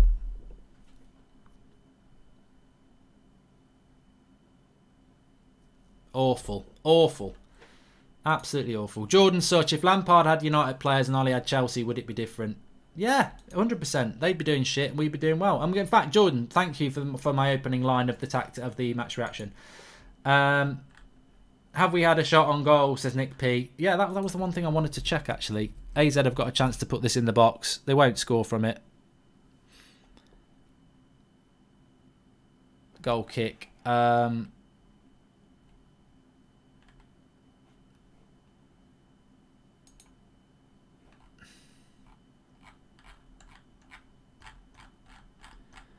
There we go. AZ ALKMAAR versus Manchester United. Shots on target, none. No shots on target. Apparently we've had 6 shots, but none on target in 90 minutes.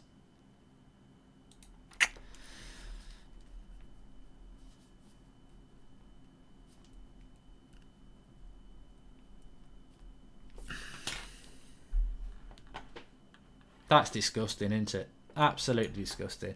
Well, I've not, I don't know whether I've actually put it on. I haven't put the thumbnail on the match reaction yet, but some people might think it's a bit harsh. I don't apologise for it. I'm just about to put it on now. I won't ruin it for people who haven't seen it, but it's quite a put down of Ole Gunnar Solskjaer, and I stand by it because things need to start being said now.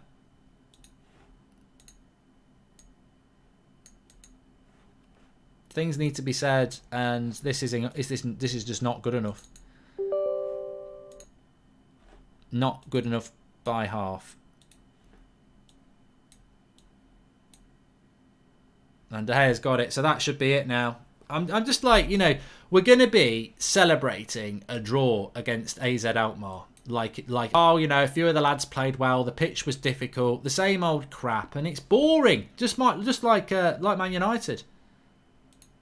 And that is it. That is the end of the game. It finishes 0-0. Manchester United 0.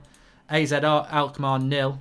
I tell you what, there's nothing really more to say, is there? I mean, he will come out with the normal excuses, but that is just shocking, absolutely shocking. And I can't be doing with this anymore. I can't be doing togetherness and all this lot. Together in what? Together in what? What is it you are trying to do other than bore everybody to death? That's crap. Crap tactics again. Crap formation again.